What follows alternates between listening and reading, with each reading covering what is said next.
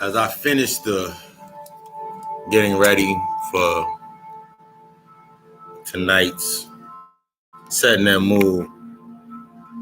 Tonight we get into the Passion of the Kristos. Understanding that our passion is based on our humanity. Like blowing the candles. Our passion is based on our humanity. All we're gonna keep us away from actually stepping into that's our lower self. That's the lower part of our duality and understanding. And that's where we getting stuck at. I just dropped the live a little earlier on my I always do the live right before we get tuned in for the lectures. And I was sharing the thought, talking about everybody wants something to happen, but when there's opportunities within chaos or in the moments of calamity where things happen, most of the time, we tend not to actually tap into it and actually use it for our benefit of ourselves. One of the biggest things that we'll do, especially as a people, we're so far ahead that we're behind, and I always say that. We're always so far ahead we're behind, and another meaning behind that is we set ourselves up not to capitalizing on the things that are happening based on morals. And we're going to get deeper into more of the morality part this week. We got into morality last week. But we get deep into this moral conundrum based on the polarity of conflict of doing something that benefits us rather than it benefiting others. Will that benefit them if I do this? Maybe I shouldn't do that. What about the other people? Somebody has to take the first fucking step. Somebody got to take the first step. Or if you're waiting on somebody, this comes into that thought process of we're waiting on a leader. We're waiting on somebody to come and save us, but you're conscious. You're awoke. You're spiritual. Why are you waiting? What all you're doing is replacing the fundamentals of religion that you believed in with the fundamentals of something that you still fully don't envelop and know. The only way something is truly known is when it can be applied and then shared through that application. The only way something can be truly known, I don't know how my finger does that. I never knew my finger did that. The only way something can be known is once it's applied. Anything outside of that is regurgitating what you heard and waiting on somebody to take the responsibility of saying what it means. So something as simple as watching a movie like Pelham 123, where John Travolta shut down New York, where the stock exchange is housed. That chaos dropped all the stock market, and then he stepped in and he was buying on his end. All he showed you that he wanted $1 million to get out of the city and whatever. He didn't give a fuck about the money. All he was like, nigga, I'm gonna buy some of these stocks. If I get that $1 million, that's enough liquid income for me to pay off the stuff that I need to pay off that's in front of me. But that liquid income is going to boost up and have me straight for the rest of my life. That's the thought process that we are in when it comes into gaining this knowledge. And we've been given another sign or another reasoning behind having that knowledge, understanding and applying knowledge and the applied mechanics that is that theory of putting knowledge together. So asking you the question, everybody wants to talk about we need economic plans and we need economic boosts and we just need this, and that. How many people right now are actually looking at the stock market crash? How many people are looking at the stocks that are crashing based on, that are soaring based on, and are being created, because that's part of the fucking script, that are being created and put into place that for medical masks and medical equipment and all this shit. How many of you motherfuckers are tapping in on that? I looked at a share while I was getting lined up today at the barbershop. They were talking about a bunch of nothing. And I'm sitting there having a conversation. I'm having a conversation with my spirit, me and the spirit's having a nice conversation. And then I'm sitting there, I'm looking at the stocks, and I go back and look at one stock. I think it's like ATP or something. Can't remember it off the top of my head. But it's at $24. It was the last time I looked, it was at $24, $24.83 a share. Where a couple of months, just a month ago, it was trading at $1,500 to $2,400 a share.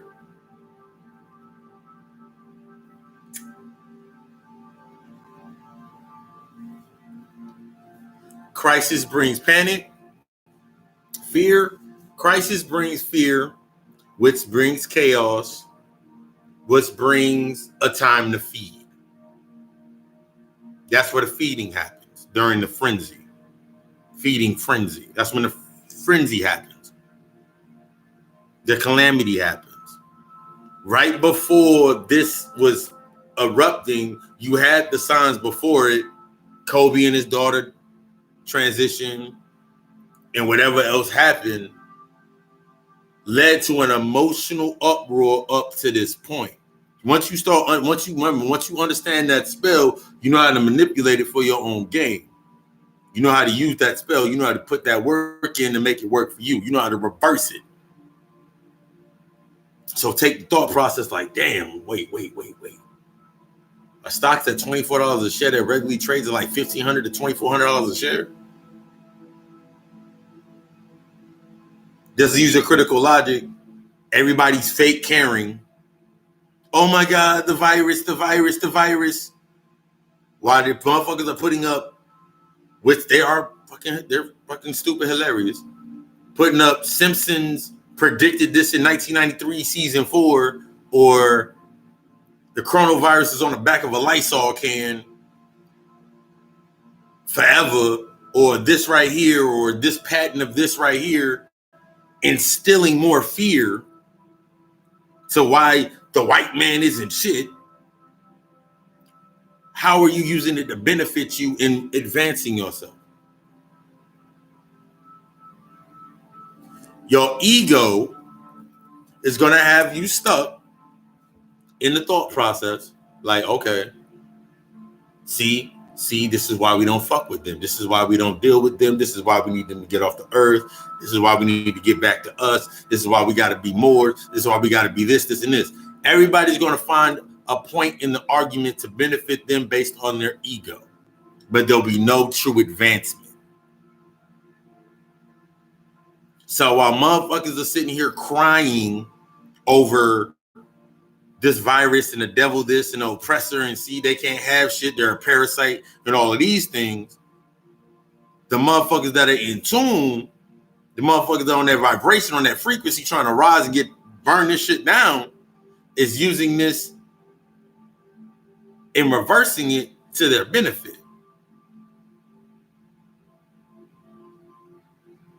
That's what's understanding the balance of both sides. Understanding both sides to create balance so you can gravitate and rise to your next level. That's what the enlightenment is. That's what the signs do. Worrying about a retrograde on your sign and what's in your house and on your natal chart, that's beginner's work. just because you've advanced in it and you have mastered it to a certain time, once you master something in a certain aspect, the true understanding of whatever it is when you're able to use it to your gain. Understanding your birth and your natal chart and understanding how to interpret dreams, understanding guided meditation and breathing techniques, that's the stuff I now can teach because I understand it and I've used it numerous times in numerous formulas to understand methodologies in order for me to teach upon it. That's how I can use it. That's how I can be so well versed in certain things, in certain aspects, because I have a verse knowledge within it. Study all, follow none. That's my rising into my Kristos or my Christ self.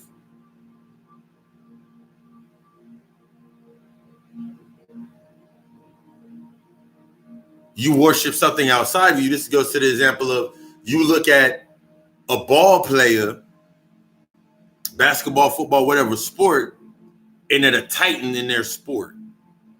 King James, Kobe, Michael Jordan, Larry Bird, Patrick Ewing. You look at all these characters, and they're just characters.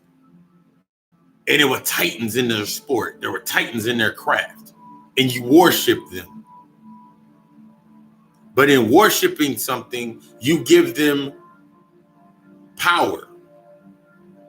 And since you give them power, you give them, in return, they give you perception.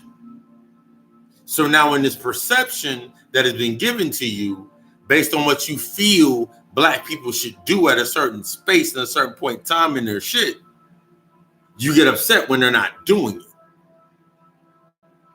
And then that's where the ego kicks in. That's where we don't fuck with them coon ass niggas over there. Two sides of the extreme. Them niggas saying you cooning it because you still shucking and jiving, talking about the white man this, the white man that. While this motherfucker over here is benefiting from the sport that they play. I was looking at Floyd Mayweather. I have no feelings towards Floyd Mayweather here nor there. This is just that hard copy getting that energy out there.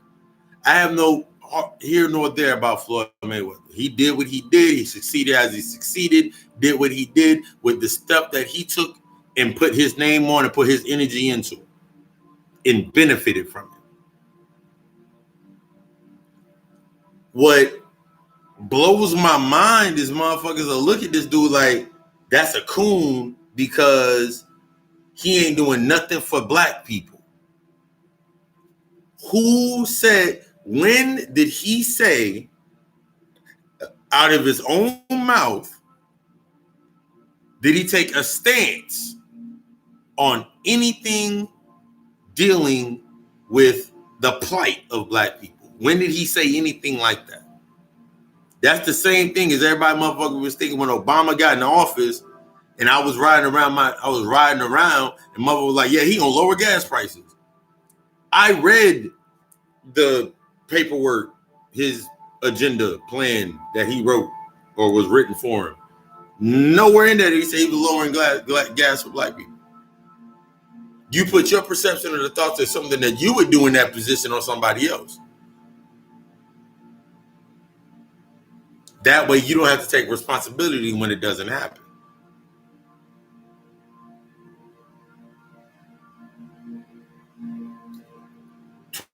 $12 poles. There's 12 points, 6 poles. 12.6 poles. There's an axis.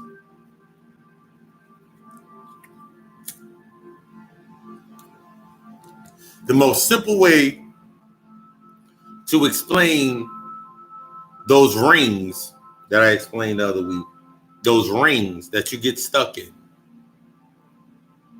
is based on the polarity of what you decided to put your energy into. Two sides, same coin. So what side you correspond on is based on the definition of what you feel you identify with as a collective in that unity group of you being in unity with something. If we're all standing together, they can't kill us all. When common sense would now tell you that if we all standing in one place, all holding up signs, all they got to do is drop poison or some gas or a bomb right there and kill off everybody. So the mindset should not be physically, it's not physical. The rising of the Christ, that Kristos energy is not physical. On the primary part, it's not physical. It is a spiritual. Being that it is spiritual, it's only destined or sustained for one group of people or one group of entities.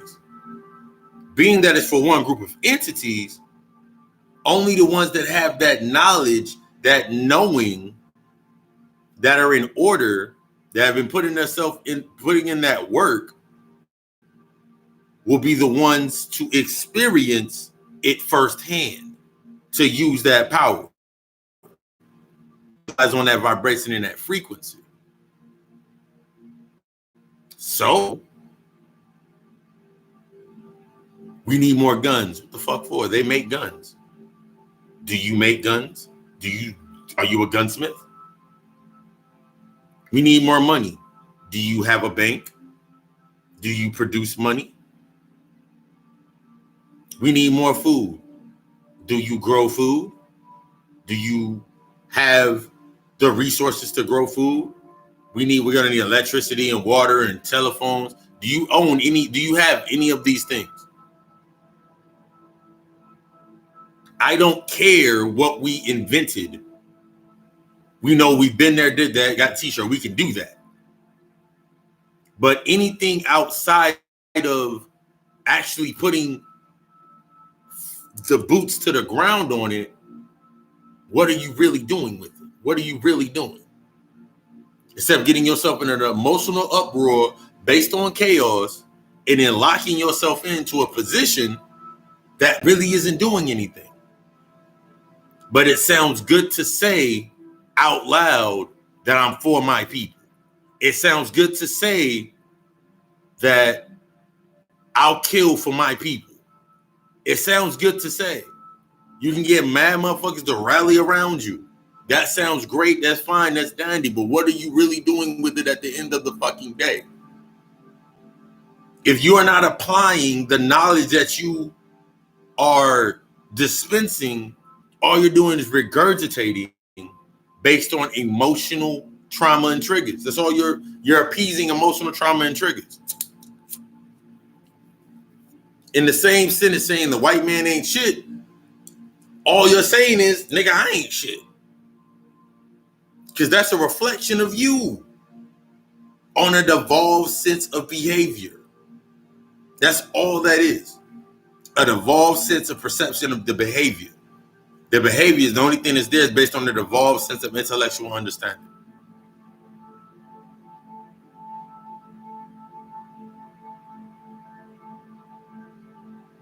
Through the chaos and the calamity is how they keep the dead with the dead.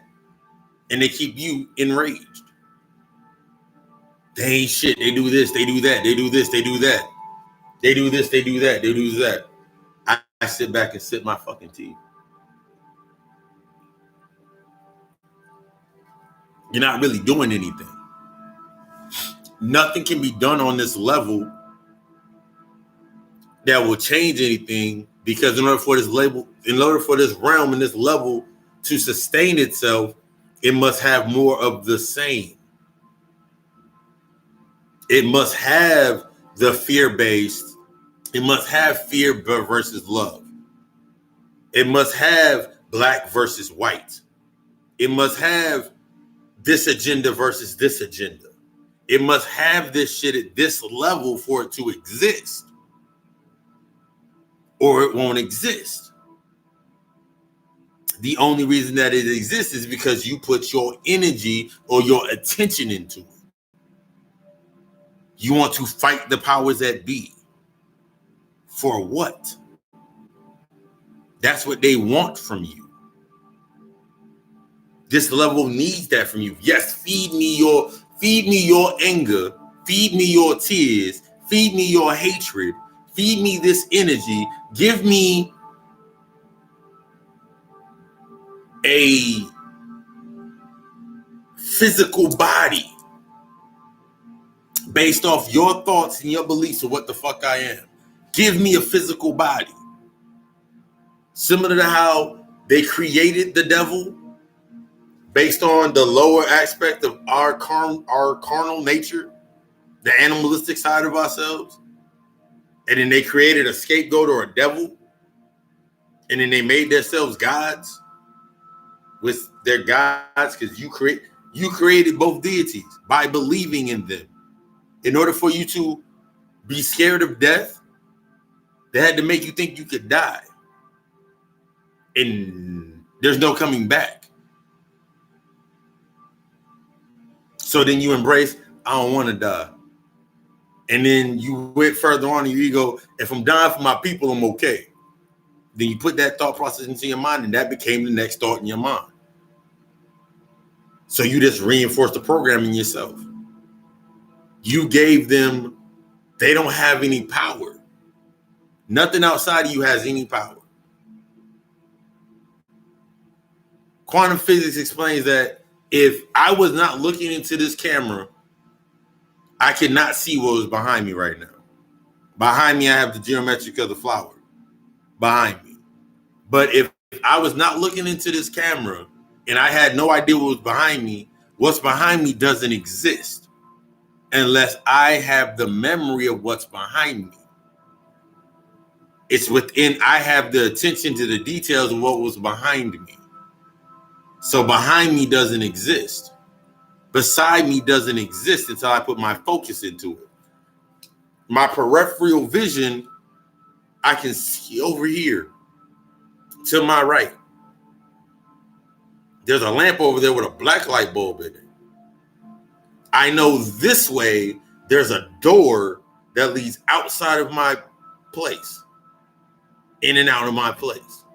I know that door is locked. I know nothing can come in unless I let it come in, or it has a key.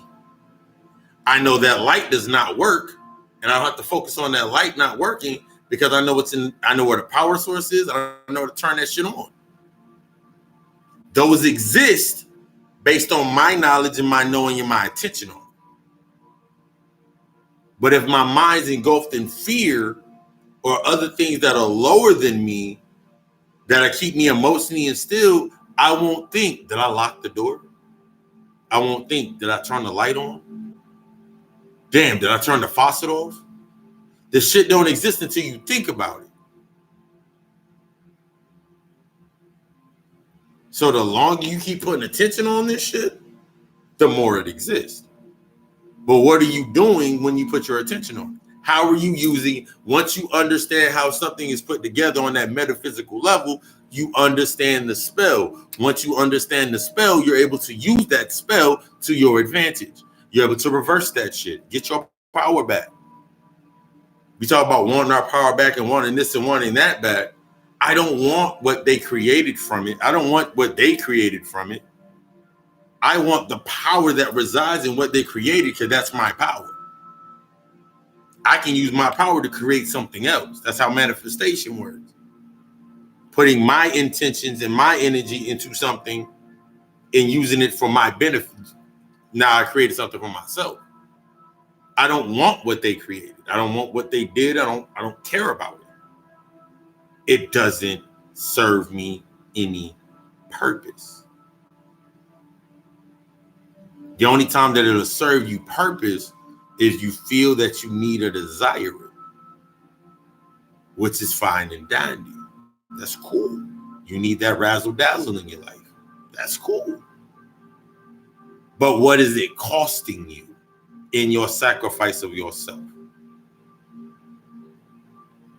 You picking a side, what is it costing you on the other side? What are you missing out on the other side? Are you truly okay with not knowing what's on the other side? Not having you have the ability to do so many different things, but you don't want to do it based on, if I do this, it's going to change my whole life forever, and I don't want my life to change forever. That's the whole point. You don't put in this type of work to stay the same. You don't put in that. You don't go to the gym and work out and really put in that work to have the same body you went in there with 6 months later. You don't go to Sephora, Ulta, MAC, whatever you get your makeup from, to go home and put on your makeup to have the same face that you had when you didn't put the makeup on. No matter how much you want to say it's the natural look. Because the most natural look is when you actually start taking care of the inside, or looking at understanding the inner workings to watch it reflect outside of you. So if you're not working on the inner side, that true heart, the true mind, the heart, balancing your heart chakra in order, everything else that comes to you in reflection is going to be a distorted version of you based on your level of understanding of yourself.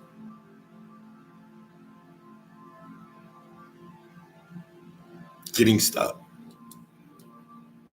Your passions in humanity are the things that are feeding from your Kristos energy.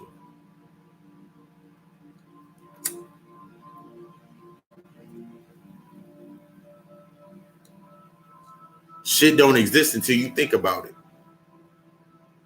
or until you activate the memory on it, and then that totem reactivates itself. 1 second.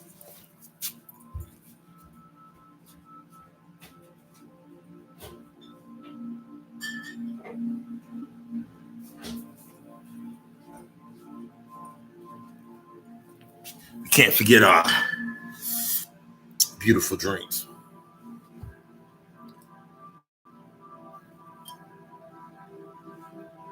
I wanted to go deeper into, I'm going to drop this point, and then we're going to get back to what I was saying.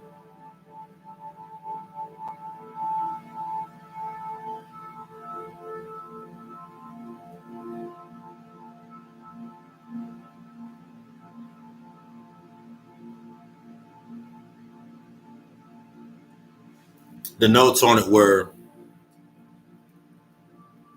your birth chart. I'm going to sit here so I can read it. Don't hit nothing, be nothing stupid. All right. Your birth chart is a Snapchat of your mind. Your mind and all its creation, how it was created. Your birth chart, your natal chart, the houses, your moon and Venus, your rising sign, your sun sign. All these are aspects of your own mind. Because remember, the 12 zodiacs are in direct corresponding of the 12 disciples. Your disciples, your zodiacs.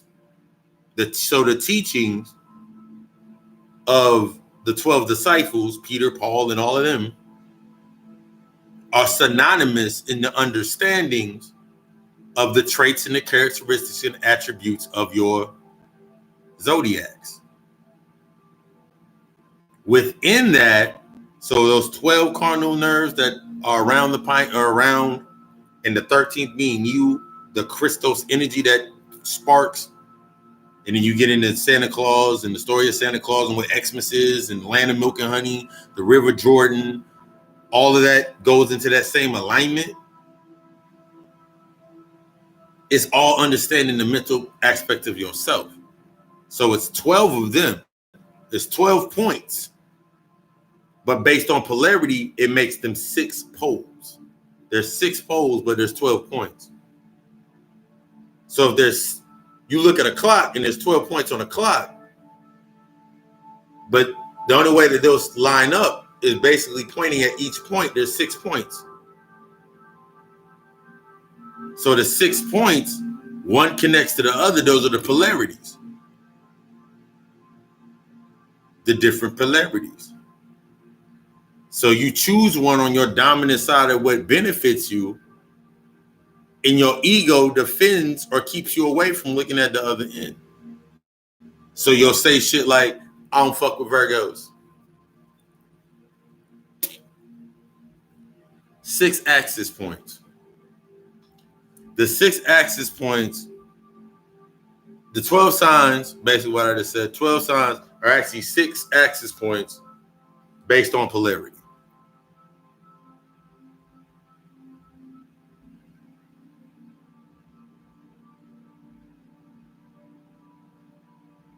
Each side, just like you look at your, when you look at your zodiac has its positives and your zodiac has its negatives. Has the shit that makes it negative and makes it positive. So that's 2 points right there on the same polarity on that same axis, on one side of the axis. And then you have the other side of the axis that corresponds to why it would make it, how you would understand it better. Similar to one example, I'm going to use one example right now. I'm going to use my chief sign.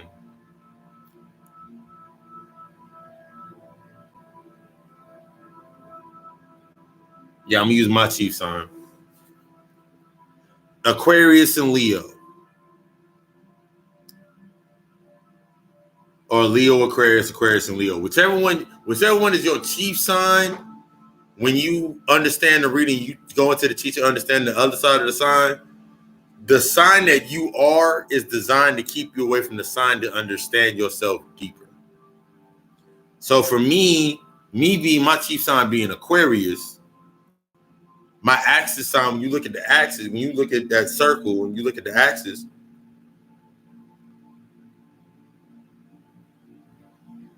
it's designed to keep me in Aquarius, which in this part of my mind that is concerned with, and I'm looking at it backwards, I'm kept away from my Aquarius. Like me being an Aquarius, Uranus rules the astrology and the spirit, no matter become balanced, the brotherhood for benefit of society, and practicing the high oracles of understanding. Me understanding my higher self, me coming into my higher self. Me, I've always been aloof. I've always been separated from certain things. But I never live in those two lives. Like I never, and it made more sense when I was looking like, whenever I had a job, it was more work than play. I never liked going out. I never liked doing certain things or enjoying. I never enjoyed the benefits of my labor. Leo, on the other part of that, they're concerned with personal fun, the cultivating the ego, the childlike behavior tied to the material things, need to be on top, and those characteristics of Leo. Me being in my Aquarian mind, I would naturally say I don't fuck with Leos because they're too materialistic. They're too attached to the world. They're too attached to shit. But in understanding to my higher self and understanding that balance, I have to be attached to something. What am I attached to? I'm attached to knowledge. I'm attached to gaining knowledge. I'm attached to growing in my spiritual competence, my spiritual intelligence, in materializing everything based off of that.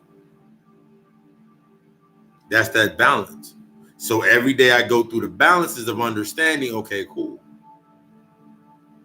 But now that I have that balance, there's another balance for me to understand, knowing that I am of all the zodiacs. So I look at the characteristics of Leo, and then I look for the corresponding or the contrasting characteristics in another sign. And then I find my balance within those. Before you know it, I've linked everything I needed to link. That's what your birth and your natal chart shows, all this stuff. And I see how my life is supposed to come together based on the understanding of the houses, the moons and everything, this axis point and this, and this, going all the way through it. I'm not celebrating or championing any one point in particular. I'm championing all the points that I've discovered, and there's knowledge in all the points and understanding of myself. Therefore, I'm rising into my Christ. I'm rising into my higher self. I'm rising into that Christ. Putting yourself in one side or the other is what locks you down here. I decided I'm just going to be an Aries, and Aries is a fire sign, and Aries is about this, this, and this. So motherfucker can't step check. You see that every fucking year. Oh, it's Aries season coming up.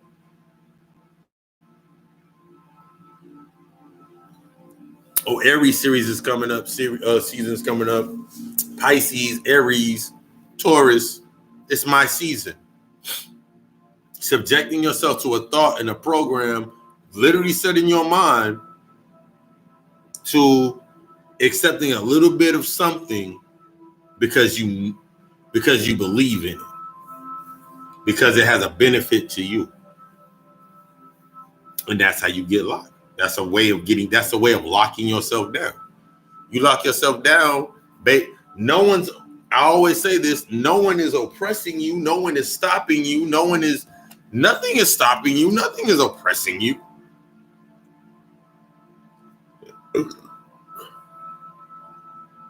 Now, unless you believe something's oppressing you. The only reason you get upset at somebody lying to you, and I broke this down on the podcast, the reason you get upset with someone lying to you is because there's an unhealed trauma within you that leads you to that based on the situation at hand. So if a motherfucker goes out somewhere and they're doing what they normally do when they go out, and then something happens, the only thing that can be in your mind is, where are they at? The only thing you have to gravitate to and use is the knowledge of what has happened already. So then you put your attention on your past, shit that you haven't healed or got over, and then you perpetuate that into your future. They must be doing this, or they must be doing that, because this is the history of this. This is what they've always done. This is the narrative. They define themselves as this, this, and this. This is the definition of this. This is the definition that I've accepted. So this is what they must be doing. You see how fundamentally, the fundamentals is what you're getting stuck. The fundamentals is what they get stuck on. The dead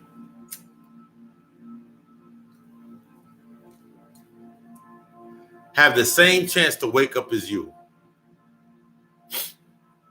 They just have to let go of the fundamentals of humanity and morality.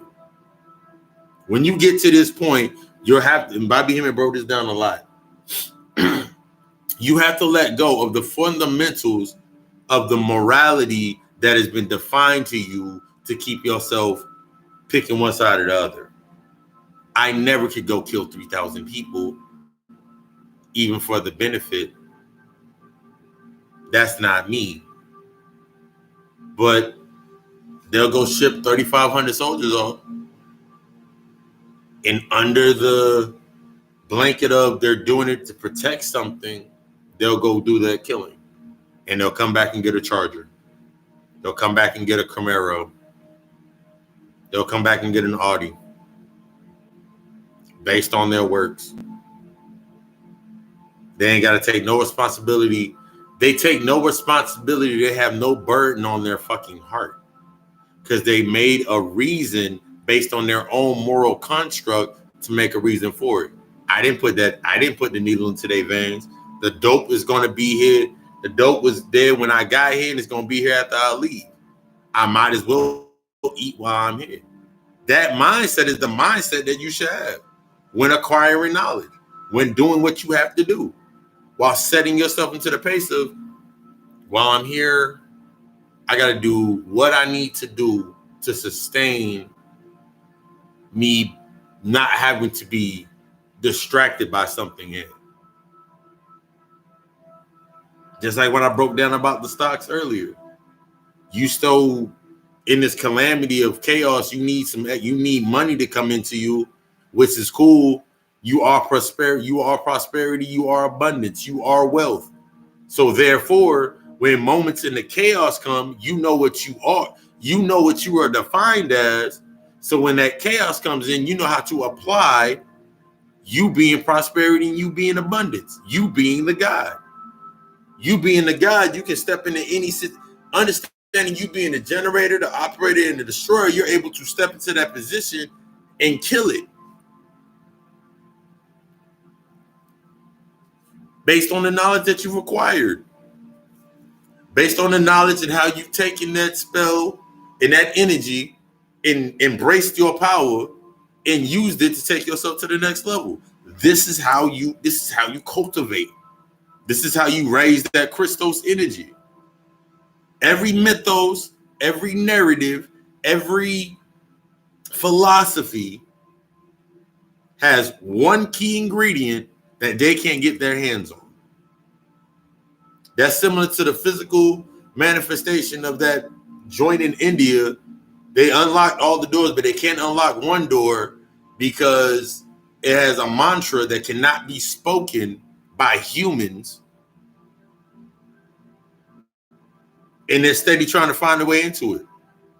That key aspect of these theories, the key aspect to their intellectual knowledge of their knowing, they can gather all the knowledge that they want, but they can never have the true understanding, is because they lack the one key ingredient.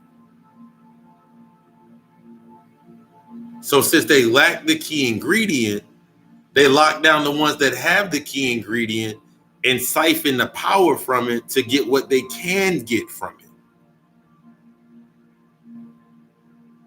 That divine spark, baby, that's you, your soul, the internal you, the real you, the enlightened, the one that you growing in your enlightenment of yourself, you. The chaos and the calamity that they keep spewing out, the distractions that they keep spewing out, the persecution that you keep going through, the waking that you keep going through, the mornings that you keep going through, and you embracing this good morning and good morning and good morning. The motherfuckers that keep saying good morning, what the fuck are you mourning? They keep them in a constant state of waking or the weak, and they keep them in a constant state of mourning by saying good morning. Looking for something to give them something that they feel like they've never had. Accepting it from something else that they feel like they've never had. But not taking the responsibility or the accountability to themselves and actually being like, you know what? I need to do this. Something about that isn't right. There's certain aspects. Someone asked me the other day, why don't I like, why don't I like certain, like, I don't like this person. And my exact words were like, they haven't said anything intellectually enticing or intelligently enlightening for me to speak to them. I have them in my space. Damn. You're right. They really don't ever say anything to that level, to that point. When you get to that point, your ego tells you, but they're black people.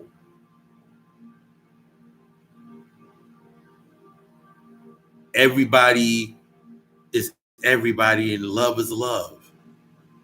Love ain't got shit to do with compatibility.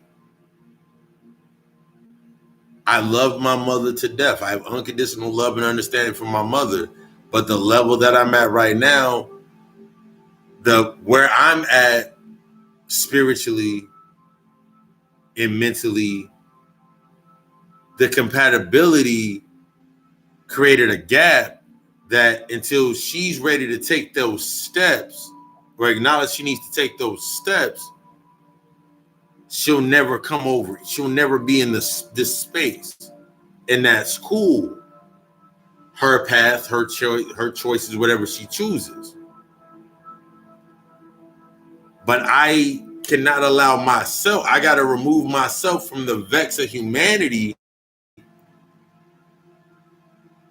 in a humbling thought process that that's not where I'm supposed to be at. Being over there leads to this, and this. something inside of me has to be shut down. If I'm trying to turn all my shit on and take my Kristos, take my energy to the next level, I can't allow I can't allow the things into my life that are going to shut me down. That's that part where your ego's like, but family is family. I don't care who a person is, what a person means to me at a point in time. If I'm at a different level of understanding and relation, and what their understanding their relation is a vex to what I'm doing or where I'm at in my mental, it's toxicity to me. Toxicity does not resonate within me. They're a part of that, of what I'm not related to. Therefore, they're not my family. But they're your blood, That's nice. But that's not where I'm at anymore. These are the minds, these are the thought processes that we have in our minds on a day-to-day, and we leave ourselves locked down and letting our ego feed us, be fed by the sweetest lies because somebody's giving us something in content to pacify us. Man, you don't need that over there. You got this over here. You can get this over here. And then you look in that same environment for things that are an equivalent to what you think you need and not what you desire. So then you do lower level mundane shit. So then you get stuck in, now I need to get some pussy. I need a nigga to blow my back out. You get stuck in the mundane day-to-day shit that gives you a hit or a hype or a trend to follow. But it doesn't even fulfill you. So before you know it, since you were doing everything on an outward mundane level, that's why you got motherfuckers running around right now.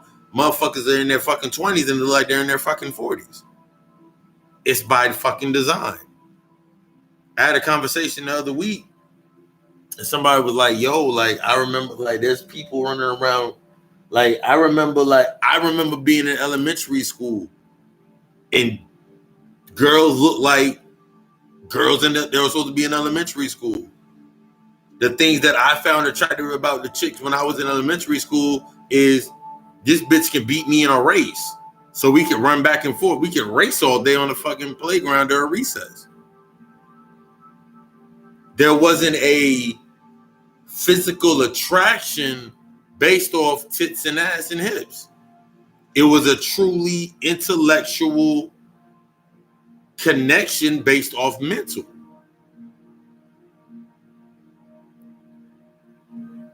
Now you got chicks. Now you got the prototype of archetype of totems of females now, because think about it like this, how you manifest shit. Your entire life you were talking about pussy is pussy, ass, titties, pussy, ass, titties, pussy, tit, ass, titties, big dicks, dick prints, sweatpants and shit like that. And think about what you created in the next generation of your creation of deities. You got 13, 14-year-old girls look like they damn near 30 in the body. So when they turn 20, they got to live up to that energy. And now they look 40 in the fucking face. So by the time they're in their mid fucking 20s, all that shit that was poking out all right when they were ahead of the age, it didn't match the mental. So that shit started falling apart. Think of the de-evolution on that thought process. Motherfucker used to be this, that, and that. Think about the chick that was in high school that was fucking fly as fuck. Bitch like SpongeBob. Think about the chick that was the nerd that was under her studies and she was in the library every single day. She didn't think about her body like that. She didn't really think about makeup until she turned like 11th grade year of prom came around. And look at them now. out there looking like Rihanna. And I just chose Rihanna because Rihanna was on my mind. Looking like Rihanna. Like, God damn, that bitch bad. But since you didn't put in the work that you needed to put in at that point in time with that person to understand that mental aptitude, you don't know how to approach that position. And you're not willing to do what it takes to approach that position. As you come in, drop that out shit in that corner so I see you in here.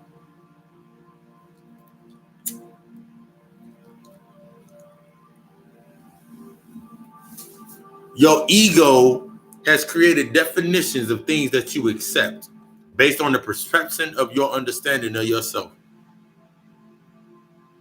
Your ego has created the definitions that your subconscious recorded for the things that you see in yourself.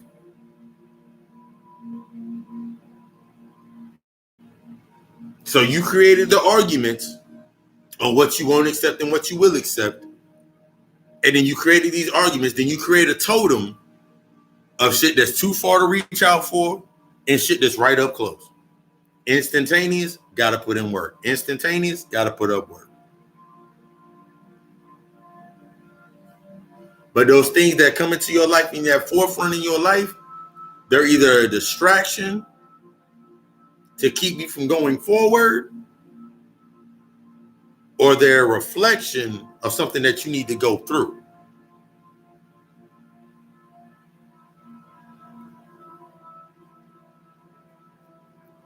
Your rising, your divine understanding of yourself is all that should be. That's all that's on your plate. Once you have this understanding and this process into your mind of the methodology of acquiring knowledge, and knowledge being the only thing that is actually has any purpose, you mind what you put on your plate as you're eating, as you're feeding your hunger of your soul. You start to look at things, you start to step away from things that no longer have a purpose for you outside of it made me feel good. Outside of that gave me a euphoric feeling for 15 to 20 minutes. And then when you start thinking like this, your mind automatically navigates to my energy is sacred. And when I exchange my energy, what do I create when I exchange my energy? What do I create when I exchange energy with something outside of me? That's a reflection. What is it doing for me? What is it teaching me? What is it showing me? What is it giving me? You're like, damn. I don't want nothing around me that isn't beneficial to me, that's in the understanding of what I deserve and my desire to myself.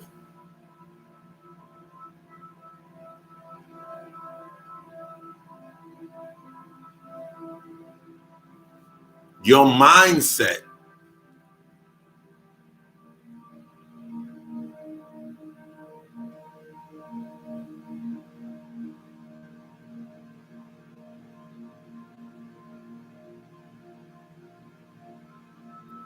understanding the narratives that have created you and taken you to where you are right now.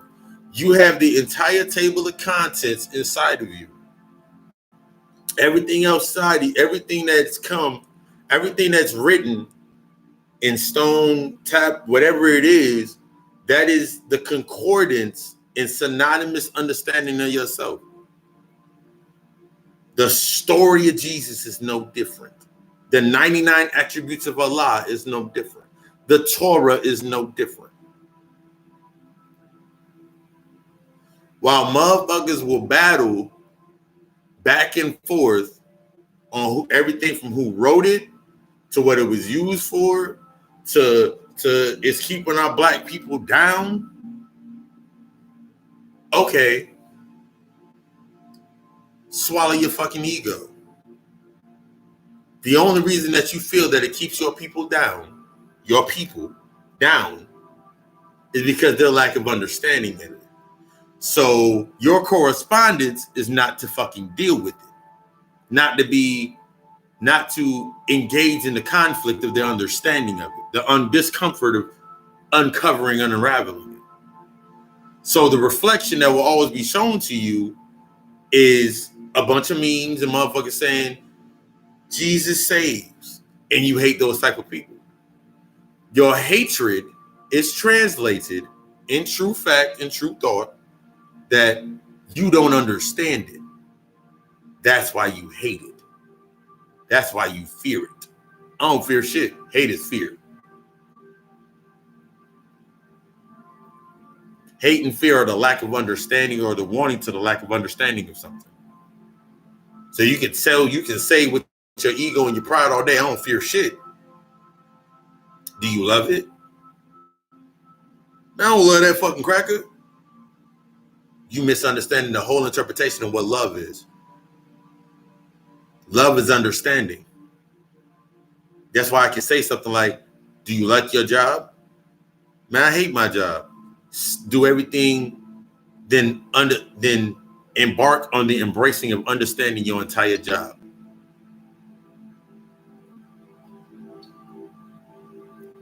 Only then when you understand something in full, based on where it's at and its purpose, is the only way to truly navigate away from it or no longer need it in your space. The only way, because anything outside of that, you're just going to keep, all you know is create totems and feed the conduits of that space. The energy is needed for it to sustain itself in that space. So you hate your job. Why do you hate your job? Because it's not giving me this, or it's not giving me that, or it's not doing this. Okay, cool. Why is it not giving you that? Why is it not sustaining and giving you that? 1 second.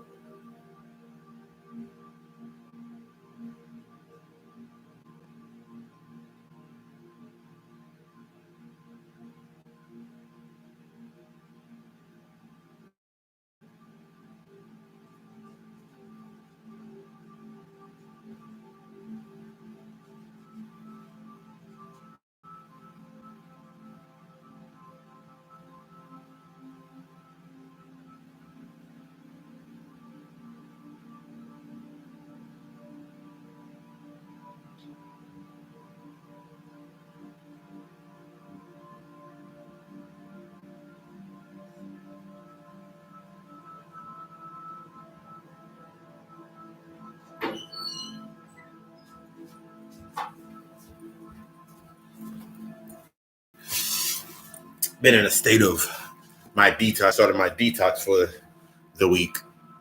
My weekly detoxes got me peeing on. But going into the understanding of yourself, into your higher understanding of yourself, and you getting into yourself. That sounds pretty good. Let's do that one. Getting into that understanding of yourself. That's something as, I hate my mom. Why do you hate your mother? Why do you hate something so bad? Because you have a lack of understanding of what it was, based on the sense of how it was, why it was created, and why it was put there to sustain itself based on where it's at. It's like going from, that's like, I can't wait till I turn 18, I can move out the house. I can do what I want. Not understanding that in the space that you were at, if you adhered or submitted to the attributes of the ideal attributes of what it was that you are, child, you could do whatever you wanted in that space as long as you submitted to the attributes of the ideal in that space. You can do whatever you want, get under the radar, because you're submitting to the attributes of the ideal of that space.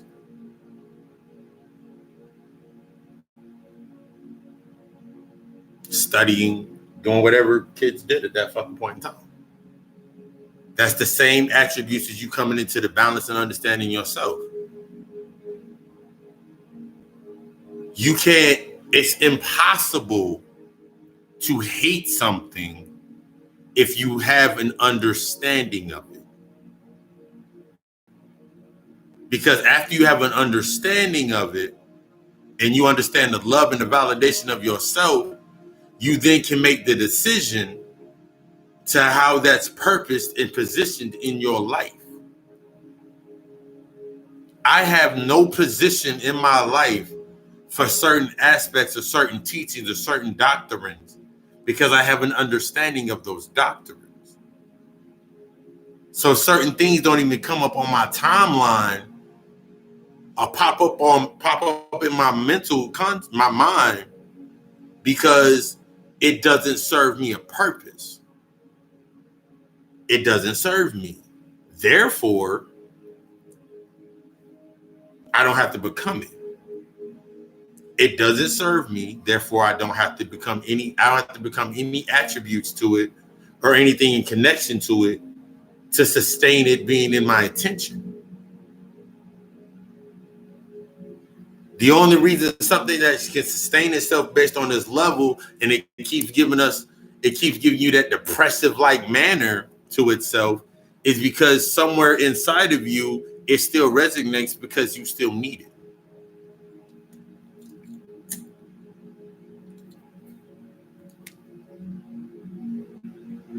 I had a conversation with my mother I wanted to say it was right before I actually started putting together the podcast, on recording and putting the music together for the podcast.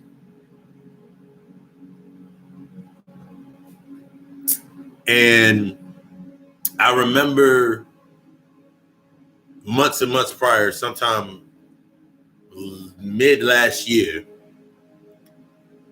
for the context of the constraints of time, I had a conversation with my pops. And the exact things my pops said, my mom said.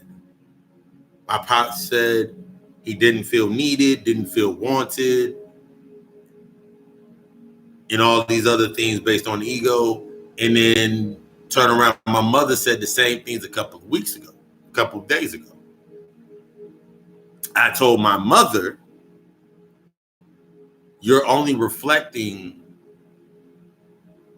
from the space that you're in, the other end of your polarity that you created, that you subjected yourself to based on what you were doing. So two polarities are sharing the same thoughts, one sharing the negative and one sharing the positive, both sharing negative, they automatically push each other away.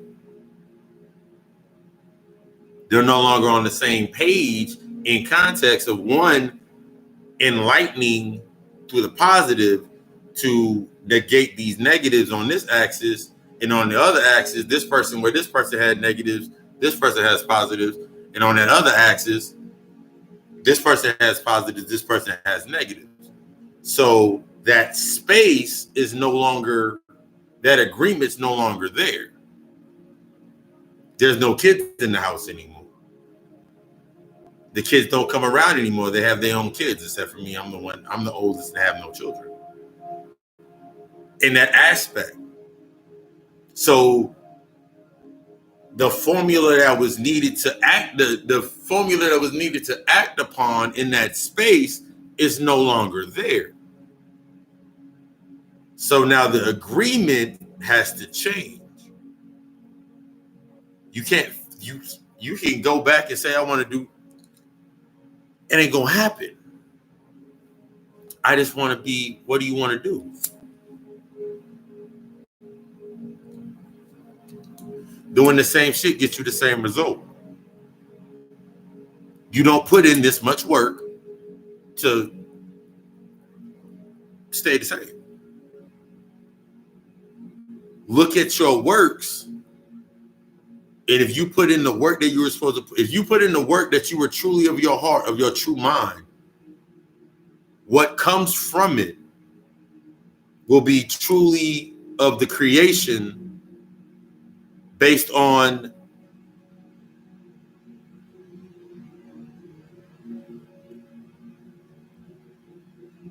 everything that was used as a conduit to create that space.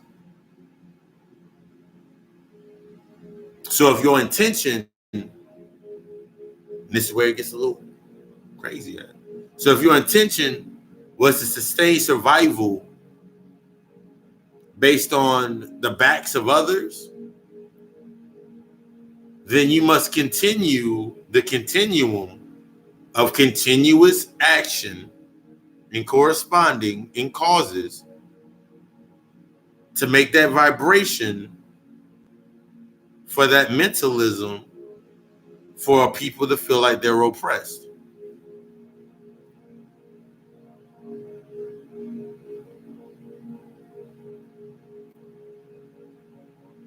More resources, the more a person can feel oppressed because they need something from you.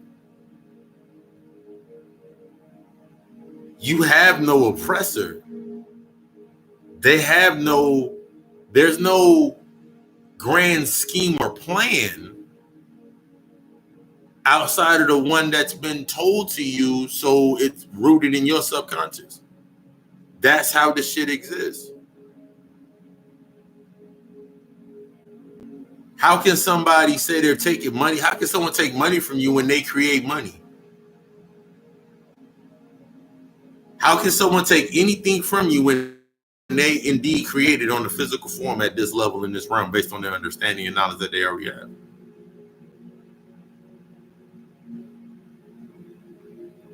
All they can do is mimic and repeat what you've already done.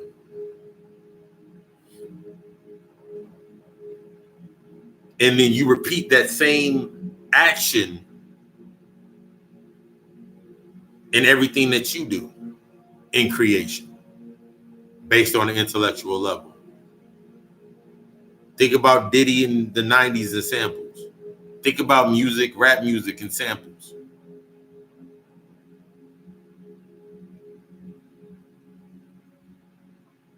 Think about sampling beats over and over and over again.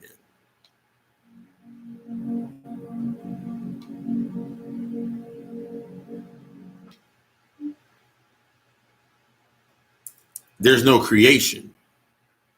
It's simply mimicking and mirroring and mimicking and mirroring and mimicking and mirroring over and over and over again. Only thing that changed is the perception of the players that were involved in it. Your thoughts, your ideas. The only reason that you notice it now is because you have awakened. So now that you have awakened and came into the enlightenment, what are you doing with the information that you're acquiring? How are you rising your energy? How are you rising your vibration? Sustaining a reality, sustaining an illusion, all you're doing is sacrificing your own power. All you're doing is sacrificing your own power to sustain this illusion or sustain whatever illusion of environment that you're in. Niggas ain't shit, bitches ain't shit, my parents ain't shit. I can't wait till I'm old enough to leave the house. Then you leave. You go out there, you go out in the world, you act up, do some stupid shit. You either go to jail or you make a kid or you die. They all on the same line of thought. Killing off part of yourself of learning anything.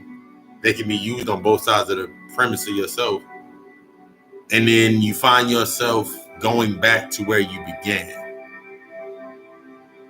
Because that's where you first learn how to sustain anything of yourself. So then you create the conduits of needing it based on what it was. Then you falsify reality based on pride, and then give it another definition. I'm grown now. I'm grown. I can go out whenever I want and come home whenever I want. I did it in my house. That's not your space to operate like that.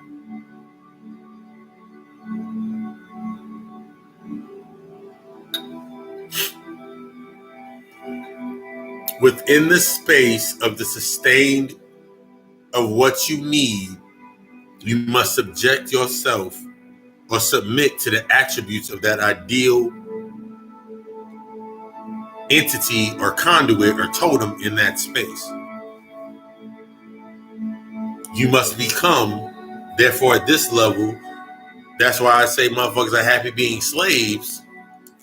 Broke that down all in the Matrix. They're happy being slaves because of what they're getting from that space. I ain't got to put in no real work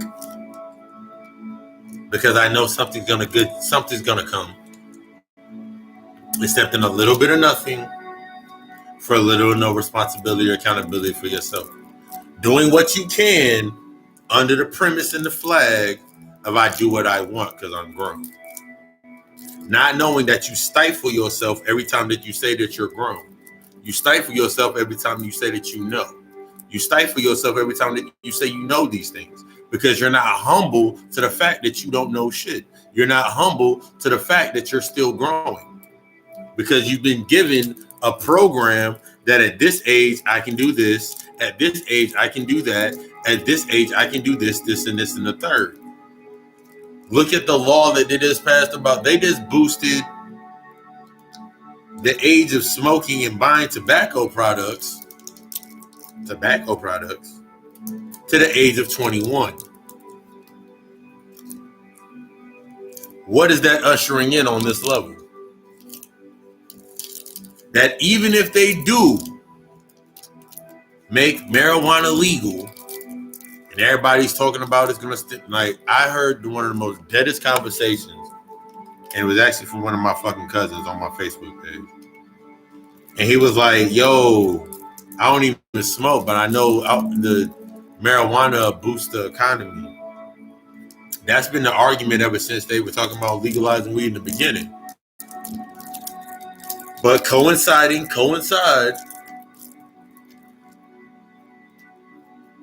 there has to be something else being put into it in order for them to say, you got to be 21 to buy tobacco products. So if they legalize weed, you got to be 21 to buy it anyway.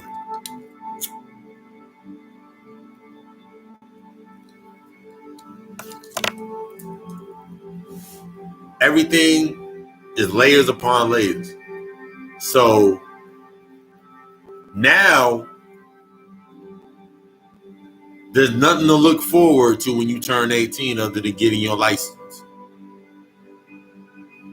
So now you're stuck in, I can't wait till I turn 21. Now I can buy my shit legally and I can smoke my shit legally.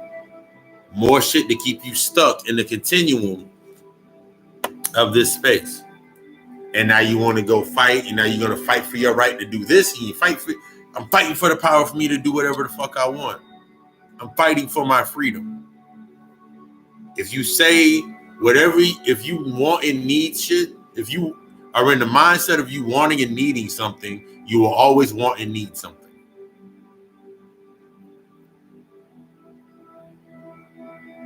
If you're in the concept of thought process of I hate or I love this, you will always have something to hate and to love. If there's an agenda, there will always be an agenda for you to search for. You are the power. Your attention is the power that they need. So if I give you distractions based on the definition of what you define yourself as on this human level, you'll never tap into your true self and your true power. but I can, because I know I can tap into your power based on trauma, fear, and repetition. But you're not willing to explore the traumas, explore the symbols, and go through the repetitious process of learning yourself in order to tap into your true power, to raise your Kristos energy.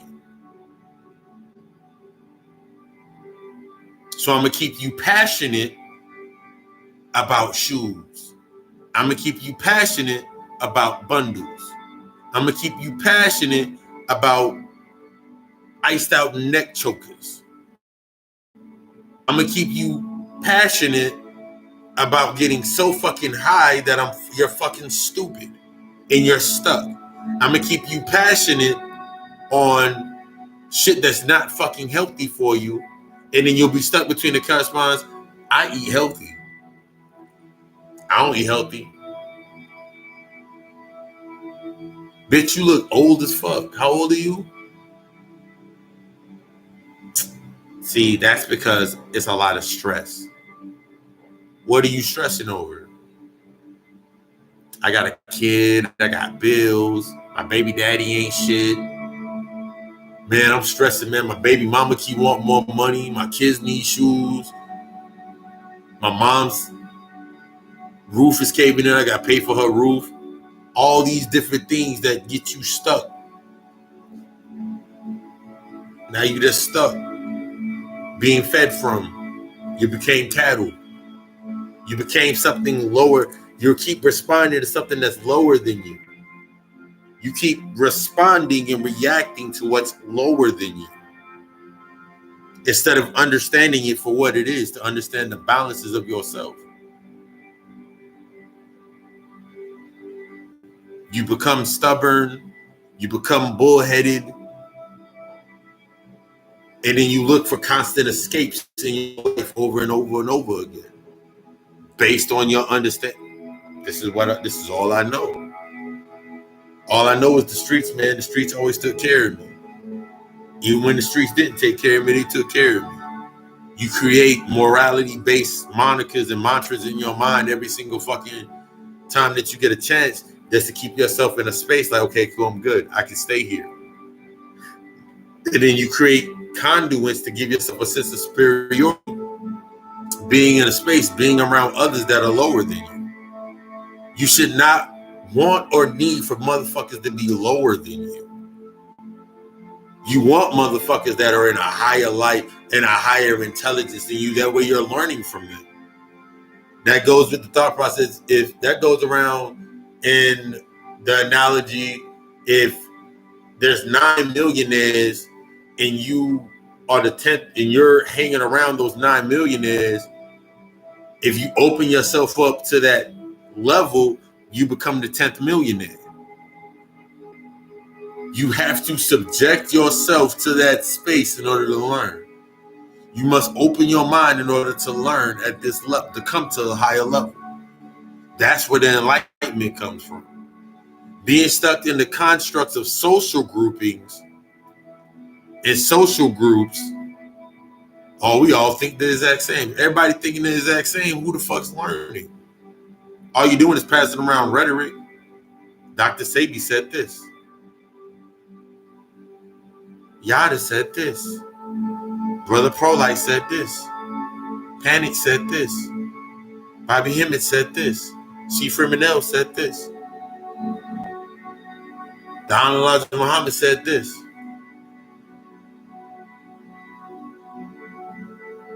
It's nice that they've all said things. They've all said things that were enlightening. I've gathered the information. I've gathered that knowledge from all of them and put it into myself, my interpretation, and my rising. Study all, follow none.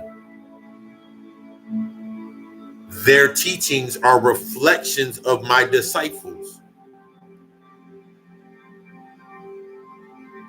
Their teachings are reflections of my inner self. That's why I can listen and be open to listening to the passion. What it boils down to me is like how passionate are about what they are saying.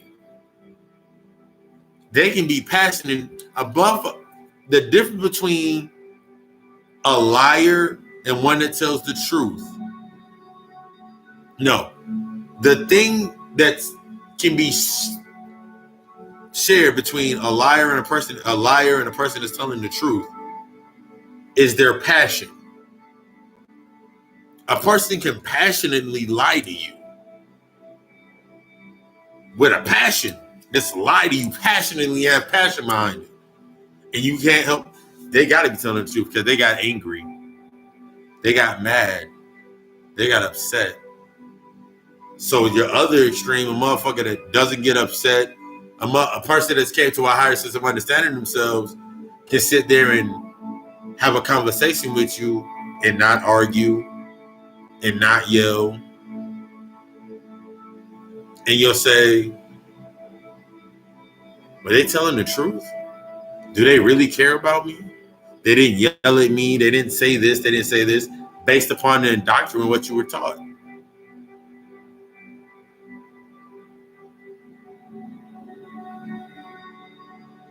You had the passive teachings of Martin Luther King, and you had the radical, more extreme teachings of Malcolm X. Two sides, same coin. It doesn't matter what each person was in their personal archetypes. What did you learn from both of them, their negatives and their positives of that coin, to be able to pick that coin up and say, I now own this coin? That you can own that space. What are you learning from in the spaces that you're in on both sides to say you can pick up that coin in ownership of that space? That you now can use that coin to fuel and be your currency in you rising. Picking a side ain't gonna do shit, but give you more of the same. Saying I'll never do this or I'll never do that, all it's gonna do is lead you into forming an argument of, that's why I won't do no shit like that.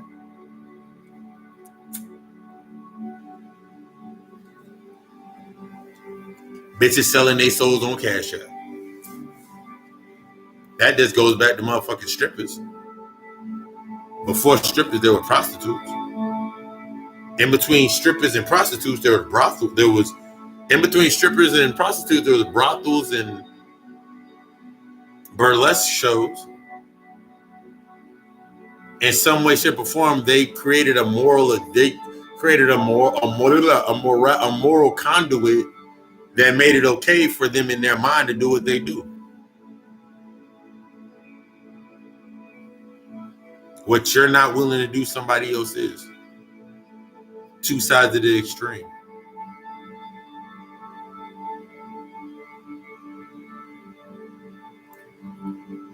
Your oppressor is willing to kill humanity to appease his ego and his superiority. But you're not willing to kill your humanity and your ego so it has nothing to feed upon.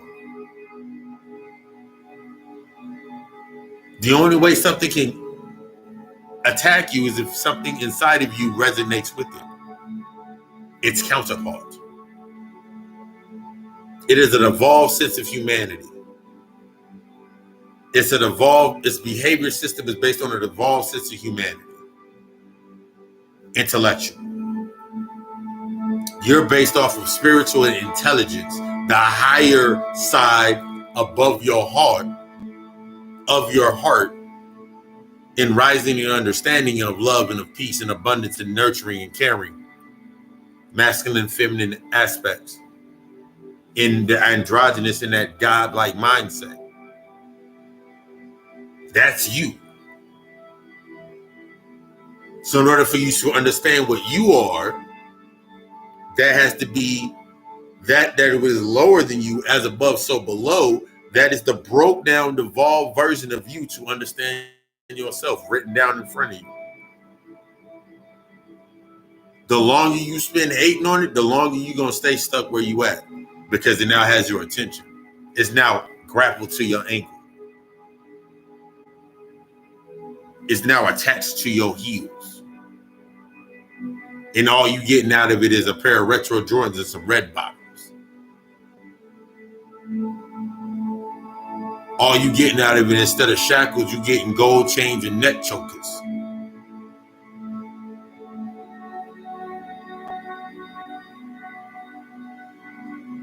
Because you feel that's what you need. And at a point in time, it was needed. That's what history has showed us, that at a point in time, the things that have come into fruition at those points in time were needed at that point in time for them to exist.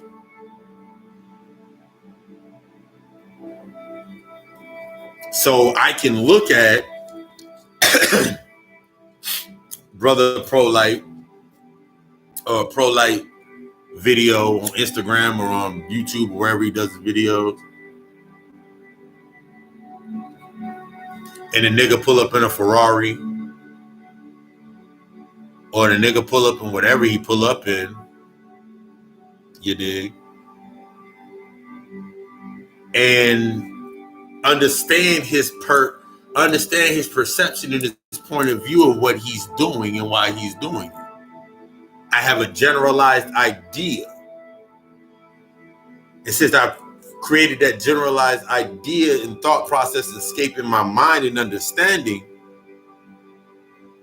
it doesn't take away from whatever wisdom that he speaks, if any. It doesn't take away from his earlier lectures. It doesn't take away from his earlier messages.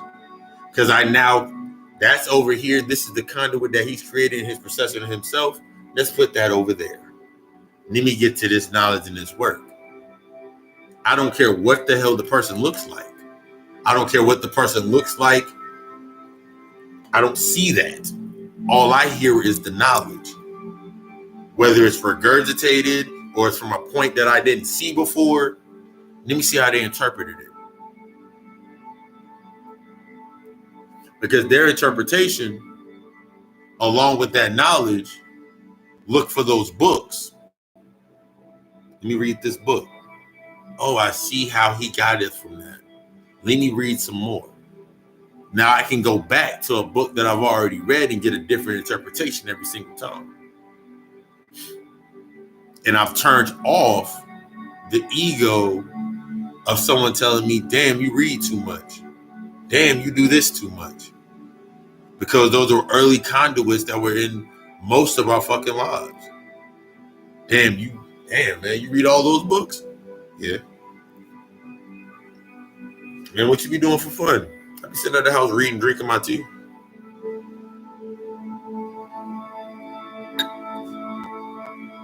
Man, I need a job, man. I need something to pop off to get me that I want to do. Oh, I started a podcast. Started a podcast like Drink Champs and all that? Not to that extent yet, but I mean, yeah, I'm in the beginning stages of my podcast. Oh. See, you smart, man. You smart. That's why, like, you doing. I have nothing. I have nothing that you don't have. I have no thought process.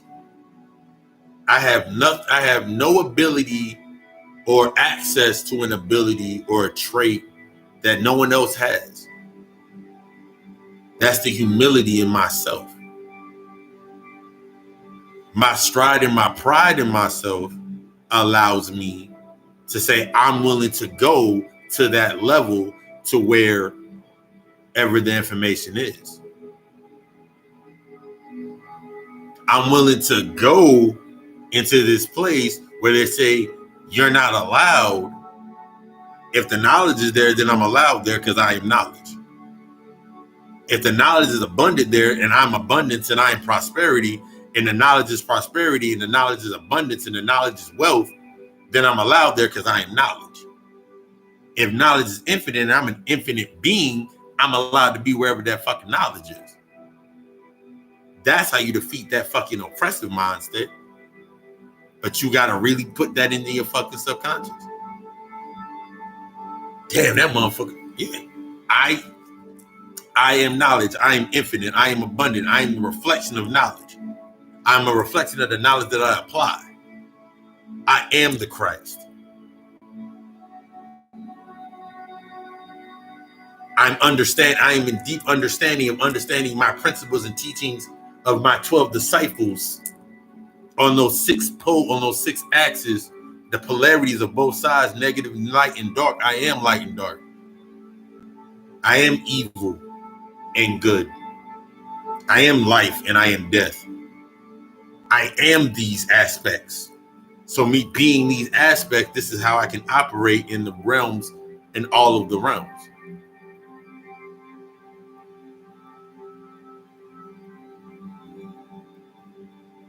Even Lucifer was the angel. Lucifer was God's, your most coveted angel. Upon his wings were musical notes. And he covered all of the instruments needed, all of the instruments of knowledge. Within you, you cover, everything that's covered is all the instruments of knowledge, and the tools to acquire and to create are all covered within inside you.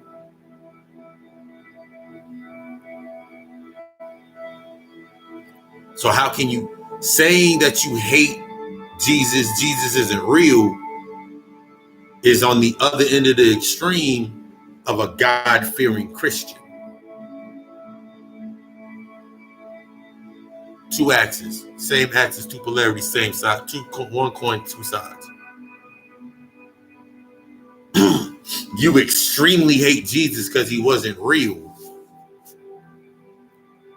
They God-fearing because God is all, God is love, God is all these things. But understand both sides of that coin, you understand why you are hated.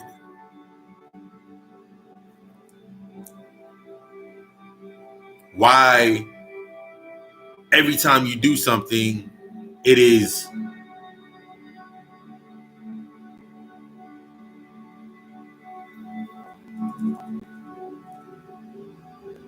taken by somebody else culture vultures and used, and then you get the quotes like they like black culture but they don't like black people.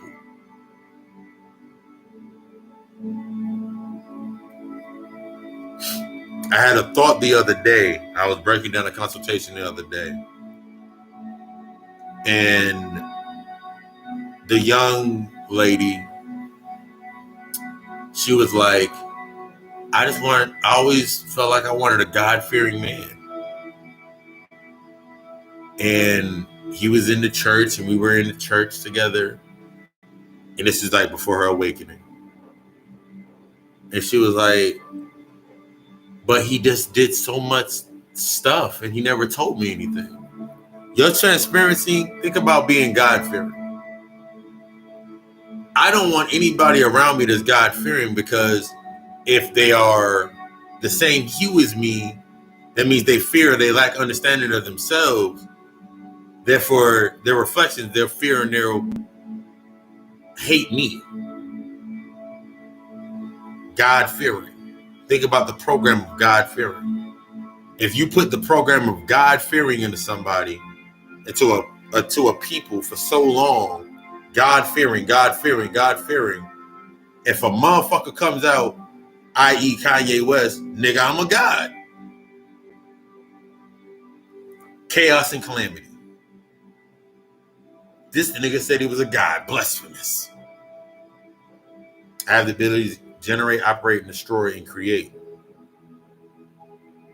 Black woman being God, she has the ability within herself to create life.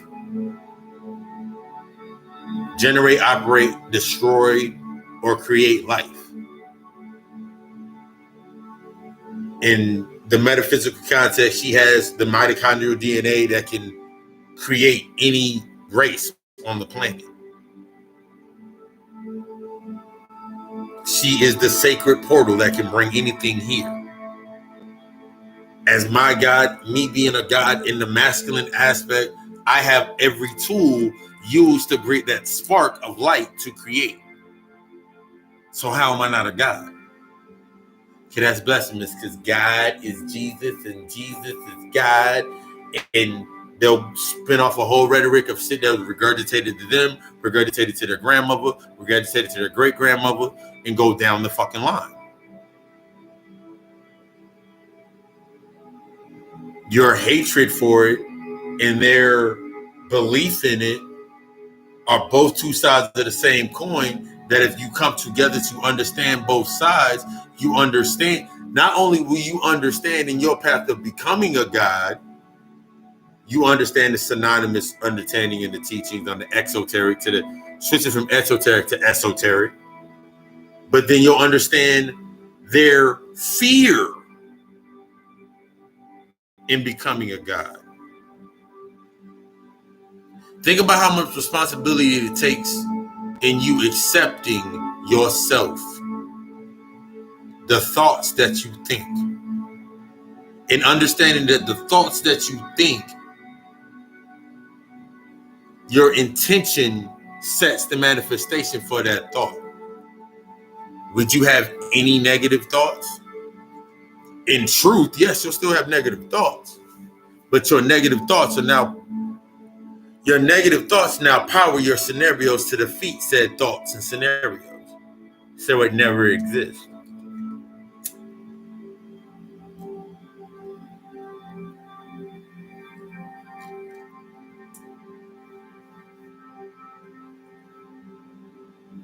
Once you, as I always say to some motherfuckers, once you start taking this spiritual shit fucking seriously and start living in your spiritual self, can't stress it enough. Once you start living in your spiritual self, your spiritual encompassing, your spiritual power,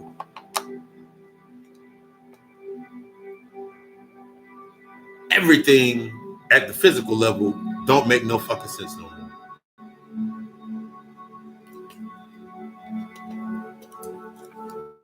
You should be looking, if something corresponds to the comfort on the human level, that should be far away from you.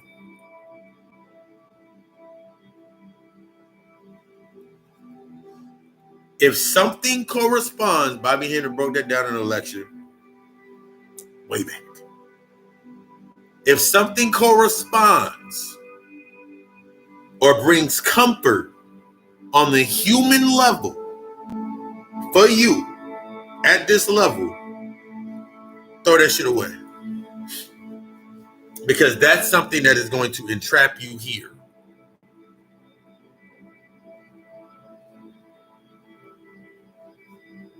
That's why two extremes on that same coin, your mother, which we love our mothers, or our maternal figures, the mother figures that were in our lives, will ride and die for them, and we want the best for them, and we just want to give them the best.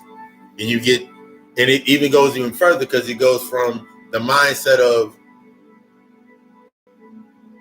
I just want to buy my mom a house. I bought my mom 3 houses. My mom is now back to renting a house. I had the good intention of putting that out there and getting my mother a house and doing all those things. But my intention was not powered by what knowledge I had. My intention was basically powered by, she got a house, but I never instilled any knowledge of keeping that house, said house. One second.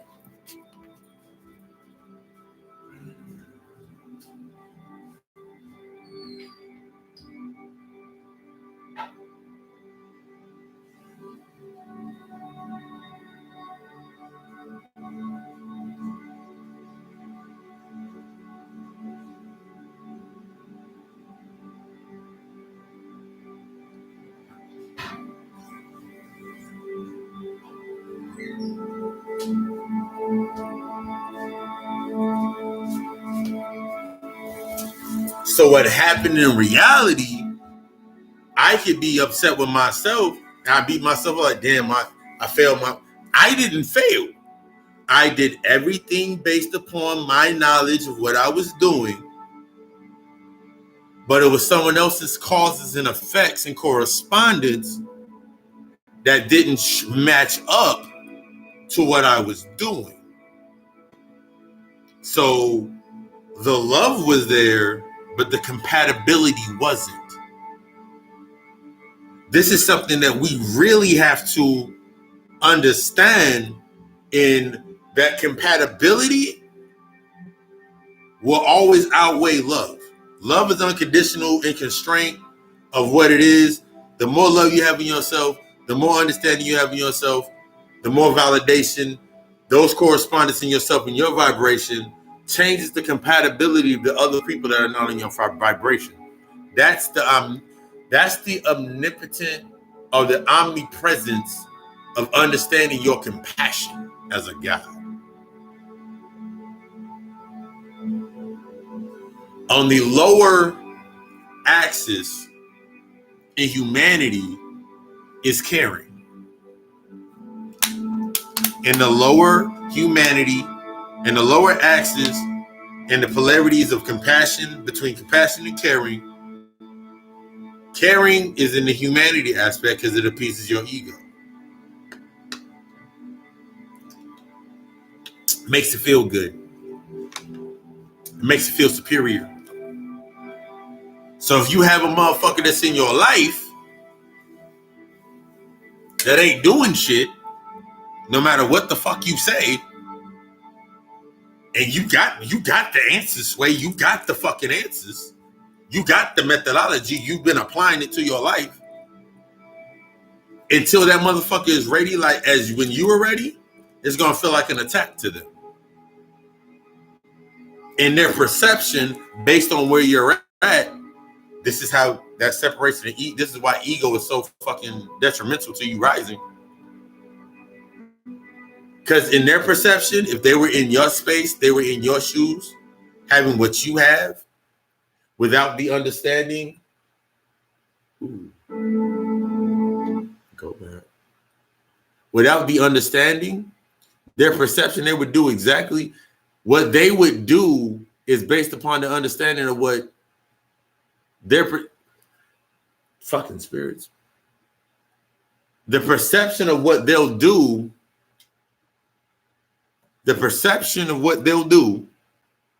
based on being in your shoes is how they that's based on the emotion, is their reaction or how to react to you.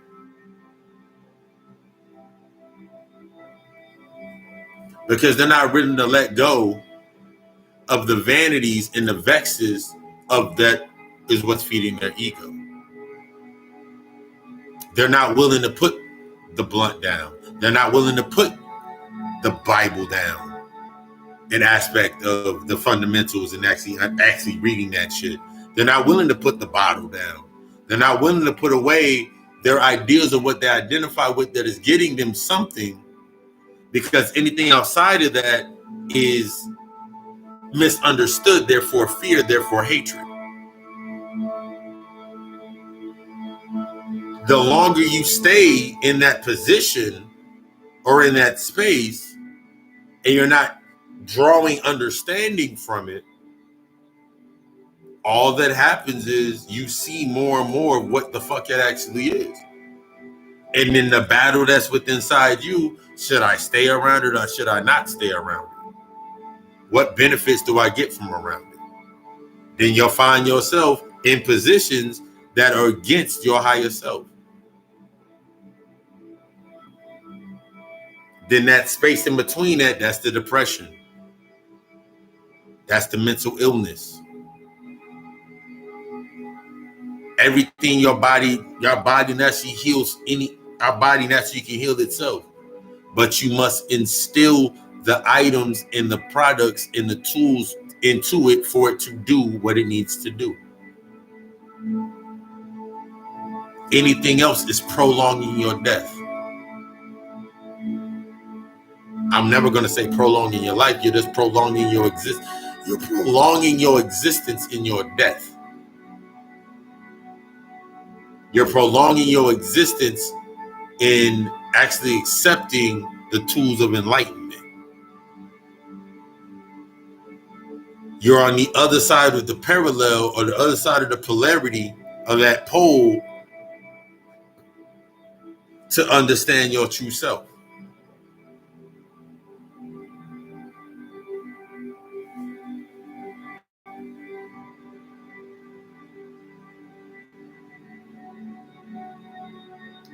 That's why you got to ask yourself those questions.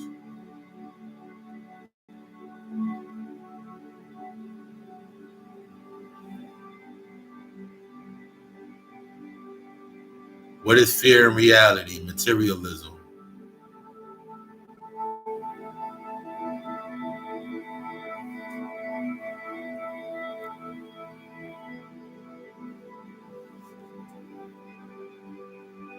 The vexes. What you hold passionate on the human level is what's going to be detrimental to your rising into your actual higher self. You feeling that you need that TV, you need that car, you need those jewels, you need this person, you need that person to feel something of yourself. That's what locks you into your fucking self. That's what locks you down. The fuck got me locked down here? Your thoughts are thinking that you need something outside of yourself to fucking make yourself rise.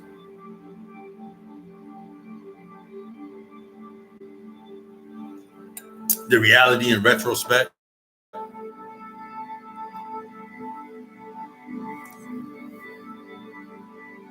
Materialism is a vex. And I never heard it explained. Gathered some information, I put it together. Materialism can refer to the simple preoccupation of the material world as opposed to the intellectual or spiritual concepts or the theory that physical matter is all there is.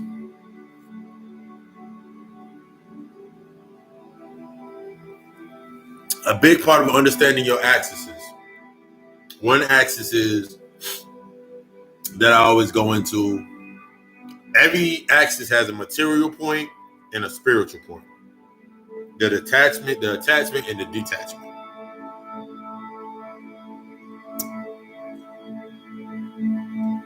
We'll look at the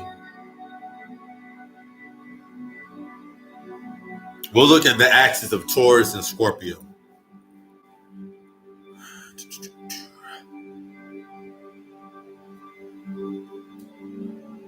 I forgot I can turn this sideways. Turn that sideways so it's like a teleprompter. All right, we got that right there. We're going to go through a couple of these axes. Break down on the notes. If you ever want notes from any of the lectures, I have all the notes like this. Send me that email.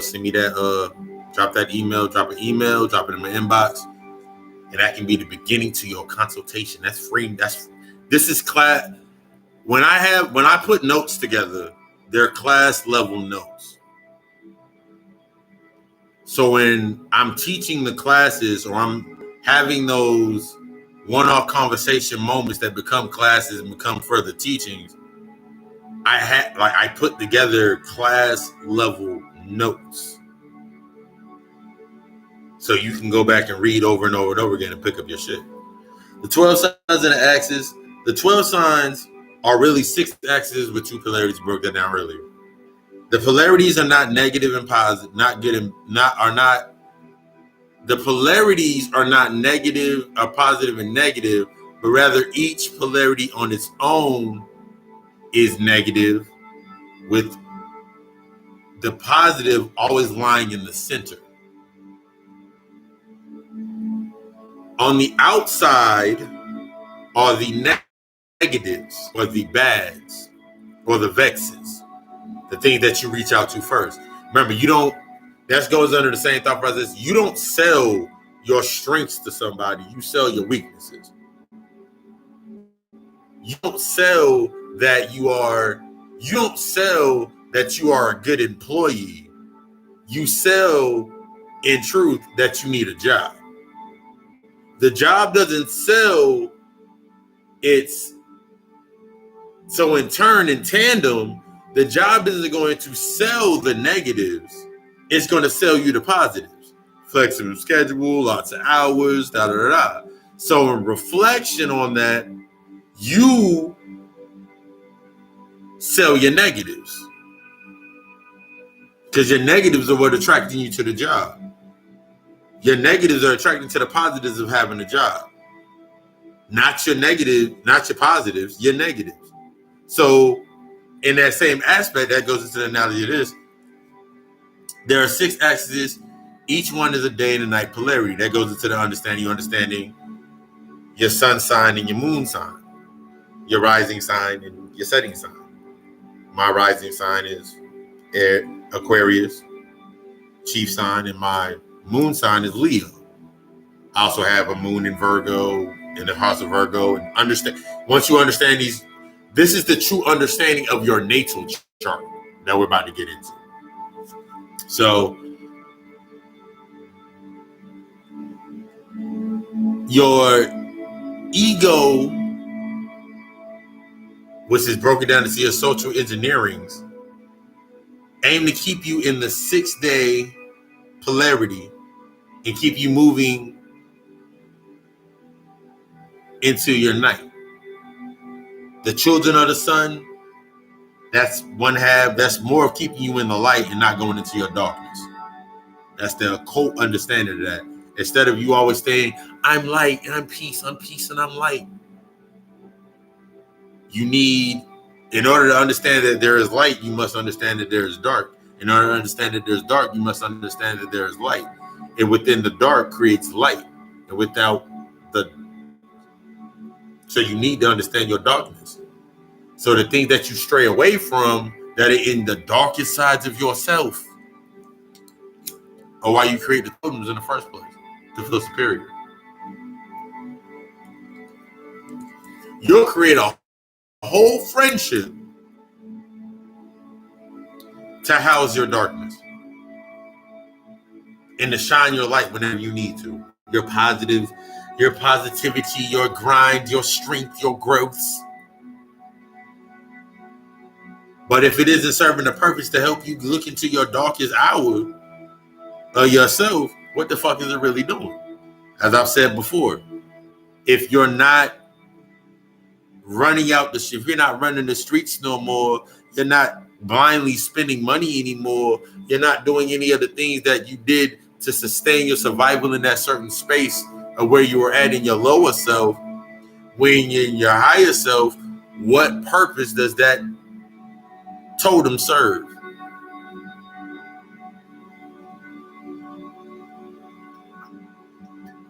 What purpose does that totem serve? Nothing. Resulting in the following. The axis, one of the first axes that I broke down was Aries and Libra. Your mind, your ego, or the humanity of yourself is designed to keep you in your Aries, or keep you in your rising sign, keep you in the light, which is a part of the mind that's concerned with self-preservation, ego, self-defense, and exalting more than healthy.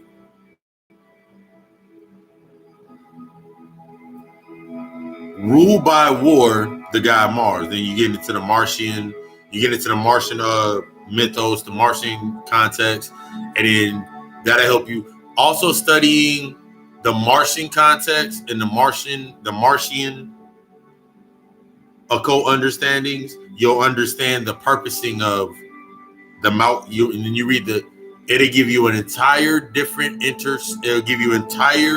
different perspective and interpretation of Malcolm X, the Malcolm X biography. After I studied the Martian, the Martian, that mythos and that philosophy, that information, when I went back and read the Malcolm X biography and looked at everything that was about Malcolm X, it gave me an entirely different perspective of what Malcolm X was. Malcolm X was the extreme. When the Honorable Elijah Muhammad took Malcolm X, he wanted to have an extreme based on the two. You're looking at the two different polarities. Look at Muhammad, the peaceful, the spoken, the way he spoke, the way he acted, the way that he moved, his archetype, his tech, who he was identified as. And then you look at Malcolm X, you have two different extremes. One day, if you subject to this side, this is what you'll get. But if you subject to this side, you ain't gonna get what's over here. So it forced to choose a side. When things are created on this lower level, that's why everything's split. That's when you see everything split. You're forced to choose a side. So now, that's why you got shit like the actual fucking mantra, the actual fucking slogan for the LGBT community is, if you're not gay, you're homophobic.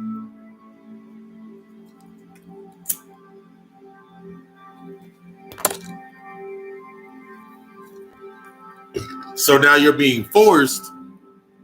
Remember, if you're not going into knowledge of something to understand both sides of the pole, you'll be forced to choose a polarity. On the human side, your humanity and your ego forces you to choose a polarity. I ain't gay, so I guess I am a homophobe. No, I guess I'm homophobic. Nigga, I'm a god. I have an understanding of why that needs to be there and why that needs to be there. So I'm balanced in the center. I'm not the sun or the moon. I am the thing that creates the sun and the moon. I create both light and dark. But then ruled by the war god Mars, at the same time designed to keep you away from Venus, the Venus ruled Libra, the part of the mind that is concerned with natural harmonies, partnership, natural law, fine arts, and justice. Those are just some examples.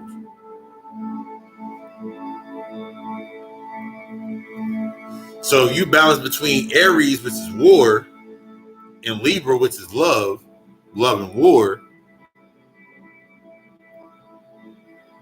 fear, lack of understanding, burn it all down, love of nature and recreating and having harmony and abundance. When you come to the center, you understand that in order to have peace and harmony and abundance, something has to be destroyed, because you can't have new life without death. That's that balance in that. Understanding that this shit here is needed for me to understand what it looks like on the other side. So we get so stuck on the reflection of what's right in our face that we don't, that totem that's put in front of you every single day is a representation of something that you can hate or love. When that's put in front of you, basically it lines your mind into the thought process of, you never think what's behind it. You never think what created it.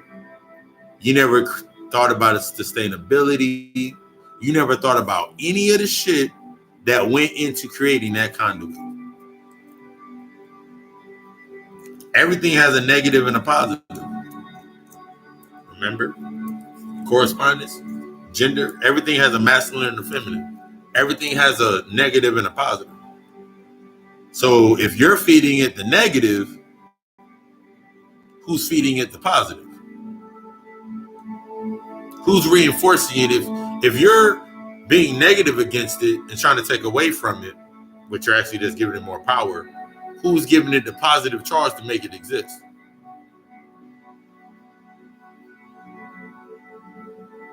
That goes further into the understanding that you are in power. You've always been in power. You're always going to be in power. If not you, then a child that you created. When you look at the mythos of the Titans and then the gods that destroyed their parents, tricked Kronos.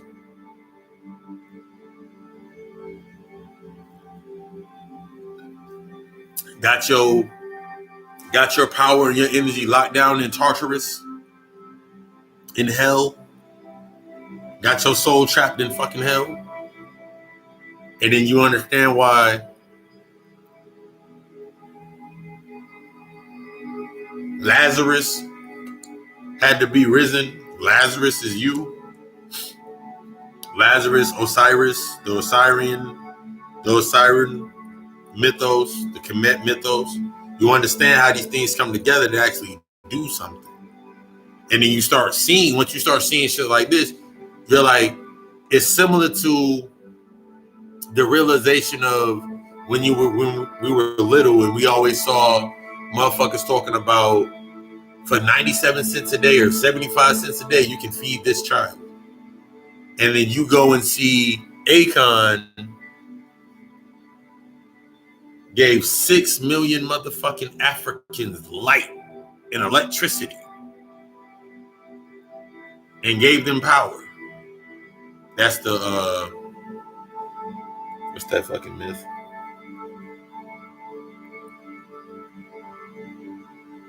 The myth with the nigga in the he was getting his heart eaten out. Prometheus, yeah, the Prometheus myth. It makes you put in self-realization, what the fuck they've been doing with that 75 cents I was sending a day? Or my mom and my pops and my grandfather was sending it every fucking day, every fucking month. And then it makes you actually fucking start thinking, what are these motherfuckers that are actually fucking saying that they're leaders and they have any motherfucker that can say they can save you, stay the fuck away from them. Nobody can save you but you. I can't save you. All I can do is provide the knowledge that I have uncovered through research and study and the interpretations and the deeper understandings based on the higher level of channeling and downloading it, and give you that information. I can give you the methodologies, I can give you the methods, and we can go through the methods, but my entire goal is to acquire the knowledge to see the enlightened ones become equal to that unified consciousness in spirit, not unified consciousness in mental, in physical, unified consciousness in spirit. So for me to speak at this level, for me to speak at this level, it's always going to be from the higher level. And since it's coming from the higher level, it's devoid of ego. It's devoid of humanity. So I can say some shit that's going to bruise your ego. It's going to bruise your humanity, but it's going to force you to fucking think. And I can sit back calmly with that smirk on my face. Or like C. Freemanel, I've been watching his lectures all week. I have that laugh because I have that knowing. I can just laugh. I've been doing that unconsciously ever since I was fucking little. I remember looking at somebody and they would say some shit to me and I would literally like laugh at them because I didn't take it serious. You shouldn't be laughing at my pain. Why are you taking it so serious? You standing the truth of any matter. At the end of any matter, we're both still standing here. That means we got more work to do. That's when it comes into being protected by the spirits. I'm protected by the spirits. Because no matter what the fuck I do, whatever I go through in a fucking day, at the end of the fucking day, I wake up because apparently I have something to fucking do. So I don't have to mourn anything because I'm waking up. I'm rising because I have something to do. You rise because you have something to do. What are you doing? Getting stuck in the constraints of time is what's going to set your ass to, I got tomorrow. And I already told you tomorrow don't exist. Yesterday never fucking happened. Yesterday is a bunch of fucking memories.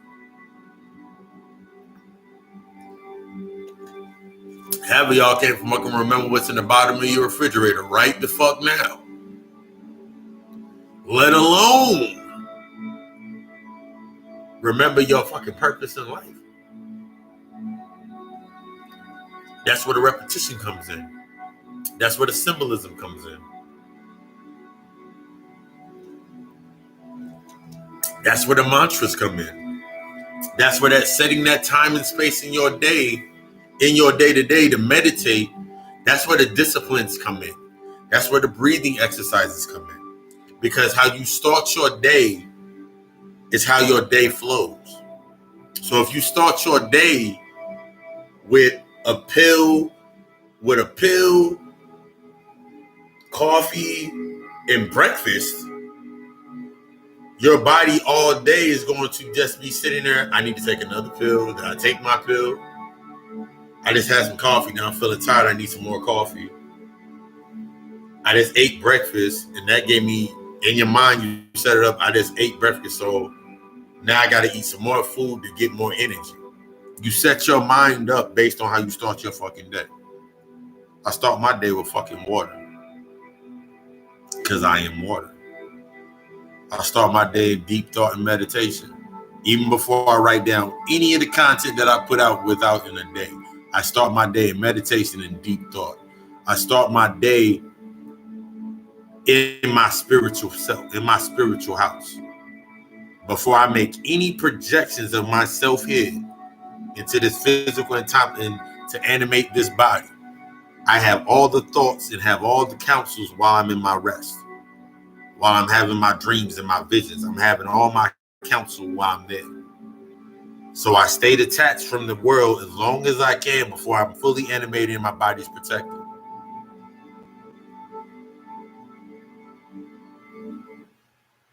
When you start doing these things, you set your body, you set the tone, you set your body into the tone of being able to be unstoppable.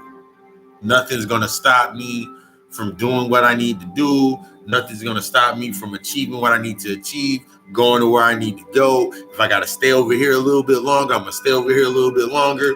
If that's not benefiting me over there, then I'm gonna go over here. I'm gonna step away from that. I'm not attached to anything other than for what the purpose is of what I'm attached to. So when I do have that genuine compassion for something, it's a genuine thought, and I do it in action, not in just words.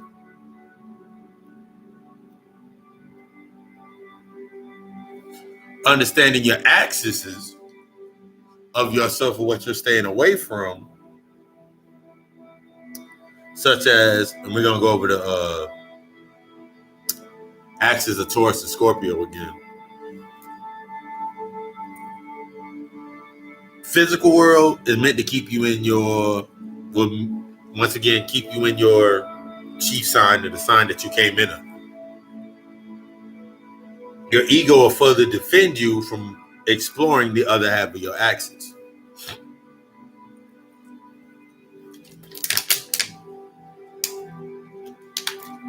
Goddamn detox. 1 second.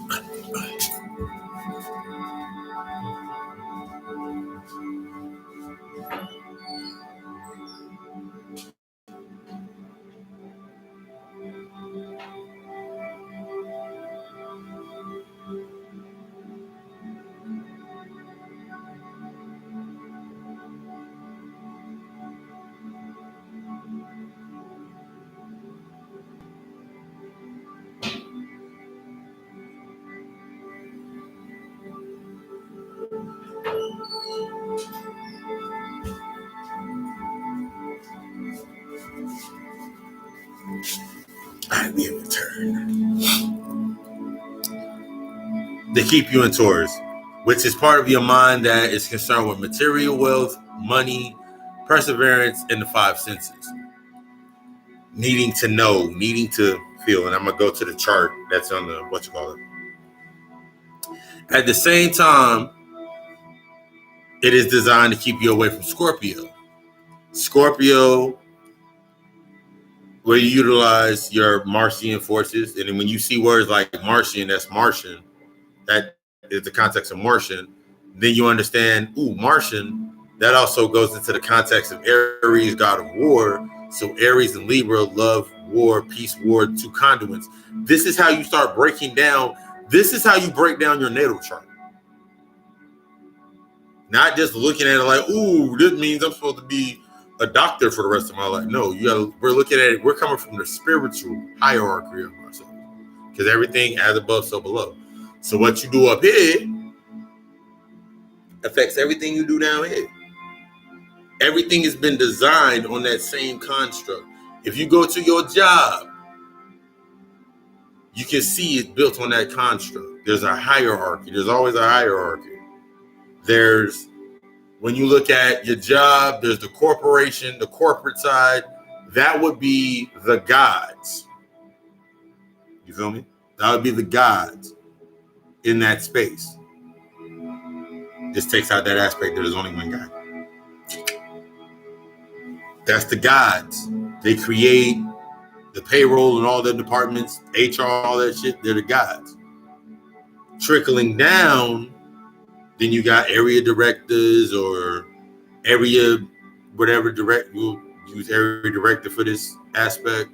And then you go from there, you got your general managers,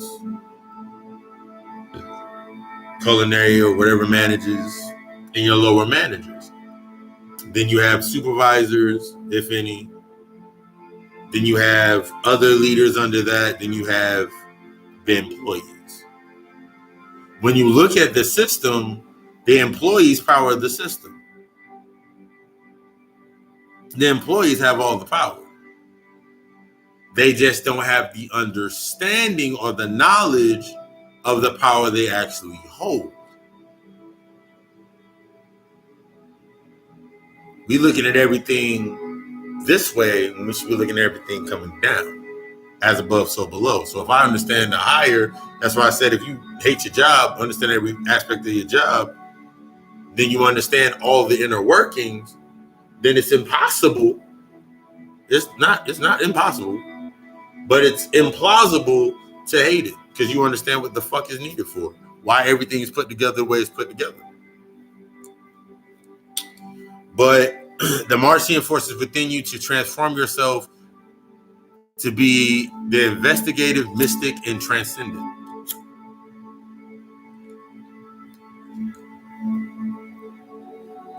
Before we get that, let's go from this real quick.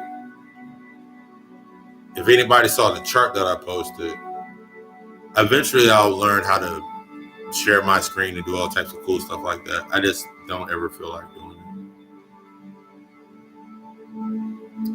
But we have this chart. Don't want to use that chart. We have this chart right here. Let's see how close we can get, make it make sense. We have this chart right here. If you look at this chart, you see physical, spiritual, mental, and emotional. You see the different parts of the chart. You see the sun being the brain, which is you, sitting in the center. And then you'll look around this chart in the circle. You'll see the physical part, Mercury. And then you'll see the signs Gemini, Taurus, and Aries. That's the physical part. The corresponding part is the mental part. You'll see Libra, Scorpio. The hell does that? It got dim. I'm sorry, guys. You'll see on this other part. Wait, bring it back. All right, cool. You'll see the other part right here. You'll see Saturn. That's that portal. You'll see Mercury. Those correspondents. Then you'll see Libra, Scorpio, and Sagittarius. Then you see the spiritual side. You'll see Pisces, Aquarius, and Capricorn. And on the other side, you see the emotional. When you look at things like this, you'll see the correspondence about that chief word that's used to each one of them. So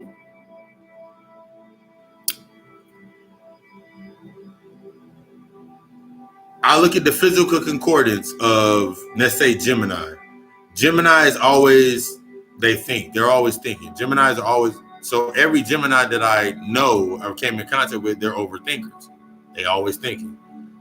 But that Tauruses are always I have. Then you look at the aspects of the materialism. I have to have this, I have to have that, I have to have this. Aries always seem arrogant, so it's like I am this and I am that, I'm the baddest and I'm this. That's in that physical aspect. But their counterparts in the mental aspect is I think, because they're always trying to link or they're trying to unite thoughts to create. When you look at Scorpio, their thought process is they desire something. So the counterpart for Taurus would be I have something. So your counterpart is like I have, therefore you desire. So that's how you start understanding that the house of Taurus and Scorpio go together, because one is about in the physical form of I'm having, in that mental sense is they desire in that thought. You look at something like I Sagittarius, they see versus Aries and I see what I am. Starting breaking down this circle, you start understanding yourself. What do you see yourself having? What do you desire? What do you see? What are you? What do you identify with? What do you think versus what do you know? And how do you unite those two thoughts to create your knowing? When you're looking at I have and I desire, what are you putting together to bring together what you truly want to manifest in your desiring? And then you go into the spiritual and the emotional, which is Aquarius, Pisces, Capricorn are spiritual, therefore air. That's air. Then now you understand air, spiritual is air, mental. Wait, Scorpio, they're the fire signs. No, Aries the fire. No, physical, earth, and then you understand the breakdown of your life. So then I'm looking at this right now, and I just had that thought to it. I'm gonna spin this around so I have my little thing. You look at this, as I look at this damn chart, I'm like, wow, it's the elements. Like I look at it, it's the elements. You have air, you have earth, air, water, and fire, all right here in the elements. Then you understand the correspondence of yourself. You can't have air without fire. You can't have water without, like that shit breaks down into that. Virgos naturally analyze everything. So their correspondence is in belief. So they analyze in their belief. When you bring those together, that's about your knowing that's tapping into the knowing of yourself. Aquarius, our favorite line is I know, because I say I know a lot. But I had to break away in the understanding of my Leo. I had to understand what I know. I have to be able to create it. The only way that I can truly know something is if I can create it. The only way you can truly know something is if you can apply it into something that you create. Or other than that, you're just believing in some shit. Similar to I believe and I analyze. I believe based on my analytical thought. Therefore, I can look at it and I know based on my creation. So now I know and I can create. Therefore, I can feel. Now I have the feeling to be able to tolerate that of what I created in that space. So that puts your mindset into the aspect, you create what comes into your life based on the understanding of yourself. So if you're always in hatred, you're always angry, you're always mad, you're always sad, you always in this emotional, what did you do to create the emotional tethers that you're attracted to? What traumas have you not gotten over that have left you into a space? I'm not going to deal with that because I don't need that. It isn't the aspect of needing it or wanting it. It's the aspect of understanding it in the context of understanding your higher self. I know I don't need food in the spiritual sense. I can sit there and drink water and drink tea all fucking day as long as I sit still. But I know at a point in time, my body's going to be like, nigga, we need something else inside of us.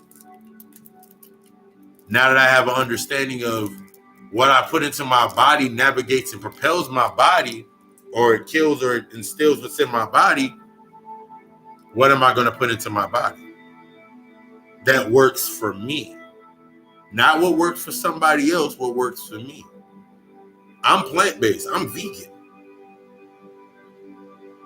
Before I went vegan, I believed the rhetoric, like, because watching movies and watching TV, every vegan that I saw was fucking scrawny as fuck. They looked scary and frail, like they were about to die. Similar to like when I saw vegetarians. But then it wasn't until I actually started doing the research and becoming more open to being vegan and different to being vegan, junk food vegan and plant-based, and understanding myself like, yo, I can lose a lot of weight, but the weight that I put back on is going to be a more sustained, true self of my weight to myself. When I first went vegan, I dropped from 285 pounds to 170 pounds. I looked really frail. My frame was still there, so I really didn't look different. But then as I got up to my 215 now, standing at a 6'1", that fit my frame of my body and myself. So I understood the drop into my lower self, which was my weight was a representation of me dropping into my lower self. In order to rise back into my higher self, I had to understand everything that I dropped off, everything that was no longer needed. So I knew, and then just what I know, based off what I knew, I recreated myself. I died and arose on the third day.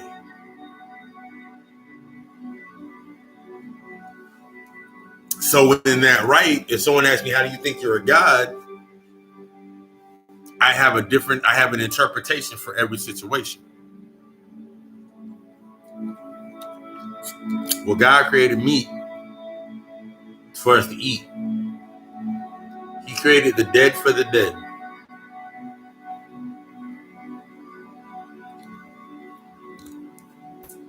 That's where the compassion comes from. In understanding your high self, that's where compassion comes from. I have a compassion, so I don't look at somebody that's eating fucking steak nachos or steak tacos, wherever the fuck they're eating. I don't have a judgment towards them. That's them. Now, if they want to step into my world, my realm, where I'm at, how I got to rise into myself, they have to be able to subject themselves to the openness, to the thoughts that are represented in the methodologies that I teach. And then after they acquire the knowledge, how do they apply it to themselves? I will never say I'm going to save you, because I can't save you. How the hell am I going to save you? Bobby Hemmings said that shit a lot, but his like, I can't save you. I got a burner with one. I got a fucking stove with one burner that work. It take me an hour to cook breakfast.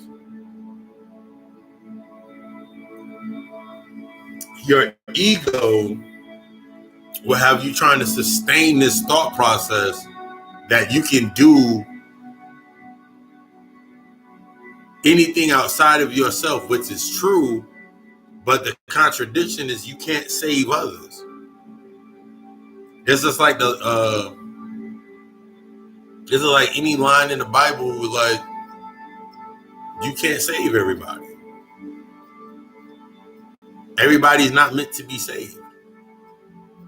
Going deeper, everybody is not meant to be saved.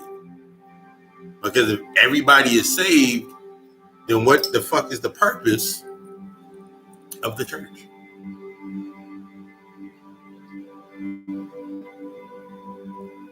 Two extremes created for the purpose of control.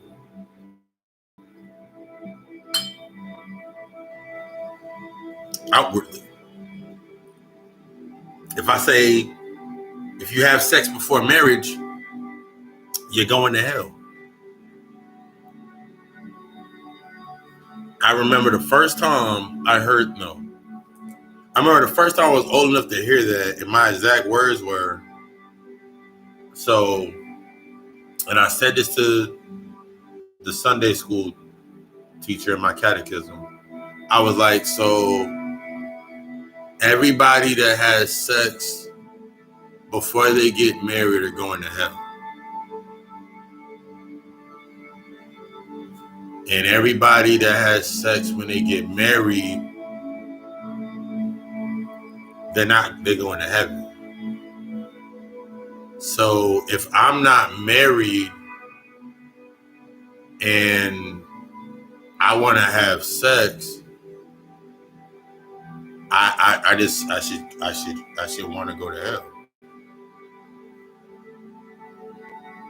Needless to say, I never went back to that Sunday school ever again. I don't know if it's possible to get suspended and banned from Sunday school, but me saying that with some other stuff that I've said during Sunday school, I guess that was the last straw. Nigga, you, yeah. I was like, oh, wow. And these are then when I start thinking about like mapping myself, when I map myself and I do my shadow work, I look at these instances like, damn, nigga, I've been a heathen since I was 7. I've always been in a dark path. The only difference is I now embrace it and understanding that I must be the dark to understand the light. Getting back into our notes. I'm going to do each one.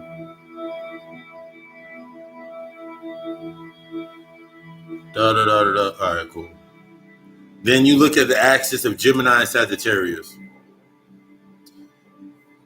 One to keep you in Gemini. Your main one keeps you in Gemini.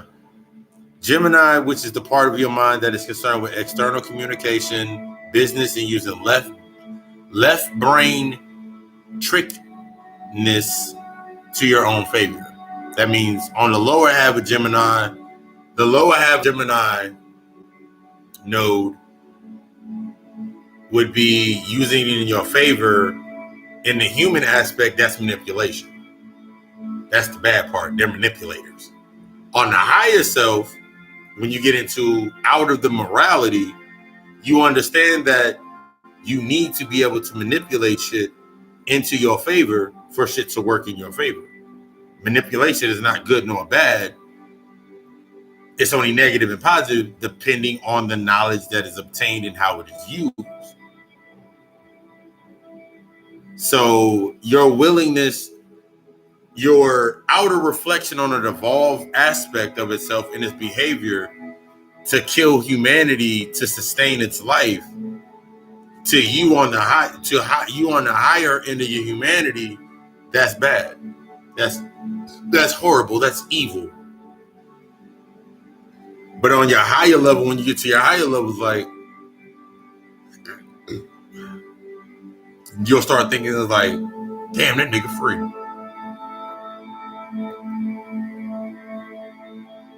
Think of how many times in your mind you'll sit there and said, oh, he killed it. And then think about it in your mind, if you were stuck in the morality rhetoric and you saying killing is bad, but you say the thought process in your mind, you say, oh, he killed it. If you're still programmed under the rhetoric of killing is bad, or thou shalt not kill, under the rhetoric sustained under the emotionalism of religion, every time that nigga kill it, that nigga sin.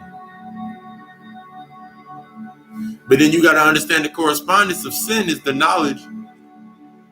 Sin is understanding. Sin is knowledge. So based upon his knowledge of you, of your body, he killed it. So how is it really a sin? In the aspect of this exoteric understanding, the motherfucker killed it. Now you put more value in what they kill and what they destroy. I kill shit all the fucking time. Just doing the lectures, I'm killing ignorance and instilling knowledge, or I'm instilling the sin and I'm killing ignorance. Therefore, its byproduct being sin or the lack of knowledge no longer exists within the correspondence of my mind every time that I speak. So I can put passion behind. Now my passion, then I'm understanding my throat chakra is to speak truth. Now I always shall speak truth based on my knowledge, based on my understanding. So then that takes me out of the Aquarius part of being aloof or being detached from it to not actually attached to anything. Now I'm grounding myself in my truth based on my Leo axis. So now that I understand the Leo axis and my Aquarius axis more, now I have the balance of understanding what I have to do. But yeah, Gemini, we always do that. But Gemini, which is the part of your mind that's concerned with external communication, business, and using left brain trickness to your own favor.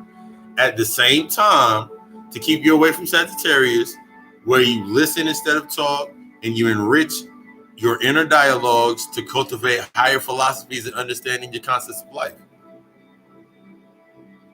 So when you look at a Sagittarius, if you're a Sagittarius, you understand like these motherfuckers have two people that I know that are Sagittarius, they always want to have a breakdown or something. One of my homegirls, she's a Sagittarius. She was like, yo, you seen the movie Get Out? I know you got a breakdown of it because she understands. She knows I dabble into she has a brief understanding of what I do. I bet you can break it down. I was like, maybe I might watch Get Out. I didn't see nothing to break down in it, so we never had a conversation after that. But they always have that side process of your mind.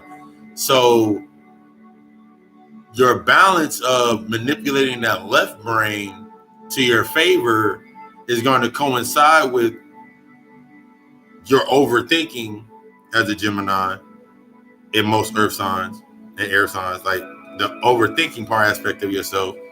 Now you can have that dialogue inside of yourself, talking to your higher self and understanding higher sets of yourself. That's how they coincide. Once you understand this part, you understand this part, you bring them together, you understand the spell. You are the spell. You are the magic. You are the work. You are the work that you put in. Just like the axis of Cancer and Capricorn. And you can read these interchangeably. So if you're a Capricorn, basically you will read the second part first, and then you will read the first part last. First comes last, last comes first. Programming that into your mind so you know how to read left to right. And that's why when you look at texts that were written from left to right, and then some texts in the Western philosophy are written right to left, is because right to left, right is going into the imagination, into the philosophy. That's why the mythos, a lot of our mythos were, every time you hear about the mythos, you always hear about them from India, and it's two sides of that polarity, two sides, same coin understanding. You look at this side of it, it's always philosophy of like, they always explain things by dragons and Zeus and Pan and all those. You start looking at the mythos of Dionysus and understanding these texts. On the Western side is the more intellectual side, the left brain thinking, the intellectualism of it. So you start looking at it from that side and you're like, now it makes sense based on the intellectual thought, the theory, the reality. Remember, the spirit realm is the real or the true world, and the physical world is the illusion. Everything's been put backwards on the different axes. So you're forced to choose emotionalism over spiritualism. Religion is 98.9% emotionalism. Stories told you to make you cry and make you feel things. That's why the movies are written in a context of spiritualism. Their movies are written in the context of emotionalism to make you excited, to get you hyped, to make you scared. That's why the setting, when they put the setting, they make it a dark room. They make the room cool. They're putting your body to physical sleep, but they're keeping your mind solely there because they're shutting down your conscious mind and tapping into your subconscious mind. So your subconscious records it as true. But if you haven't trained your mind, you ain't put in that work yet, everything that you see based on the programming inside of your own mind and your subconscious was already programmed in your subconscious, that's how it's going to interpret everything. So if I show you a movie, if I show you Django and you look at how this nigga had on that powder blue, baby blue outfit, for example, you're like, nigga, I ain't submitting to no nigga. But if you listen to the whole fucking movie, he was like, you got to dress a certain way so they think a certain thing. He was telling him you have to submit to the attributes of the ideal slaver in order for him to think you're a slaver. But now you can be able to move around on this. You'll be able to move around this whole plantation and they'll not think anything different of you. The only thing that challenged in that movie, which was an excellent part of that movie, was Samuel L. Jackson's character, Steven. His anger and hatred towards anything that was not like him helped him expose Django for what the fuck he really did. They ain't come here for no Mandingo. They came here for that girl. Both sides, two sides of the same fucking coin. One was a true Sambo, not an Uncle Tom. We have to get that out of it because Uncle Tom was the one that actually saved motherfuckers. And Sambo was the motherfucker that was actually the one that was the house nigga in that aspect. But they switched the title so you would never want to be an Uncle Tom. I don't want to be an Uncle Tom because it just sounded bad. But everybody wanted to be Sambo, but Sambo was really the motherfucker that was ushering up his own people.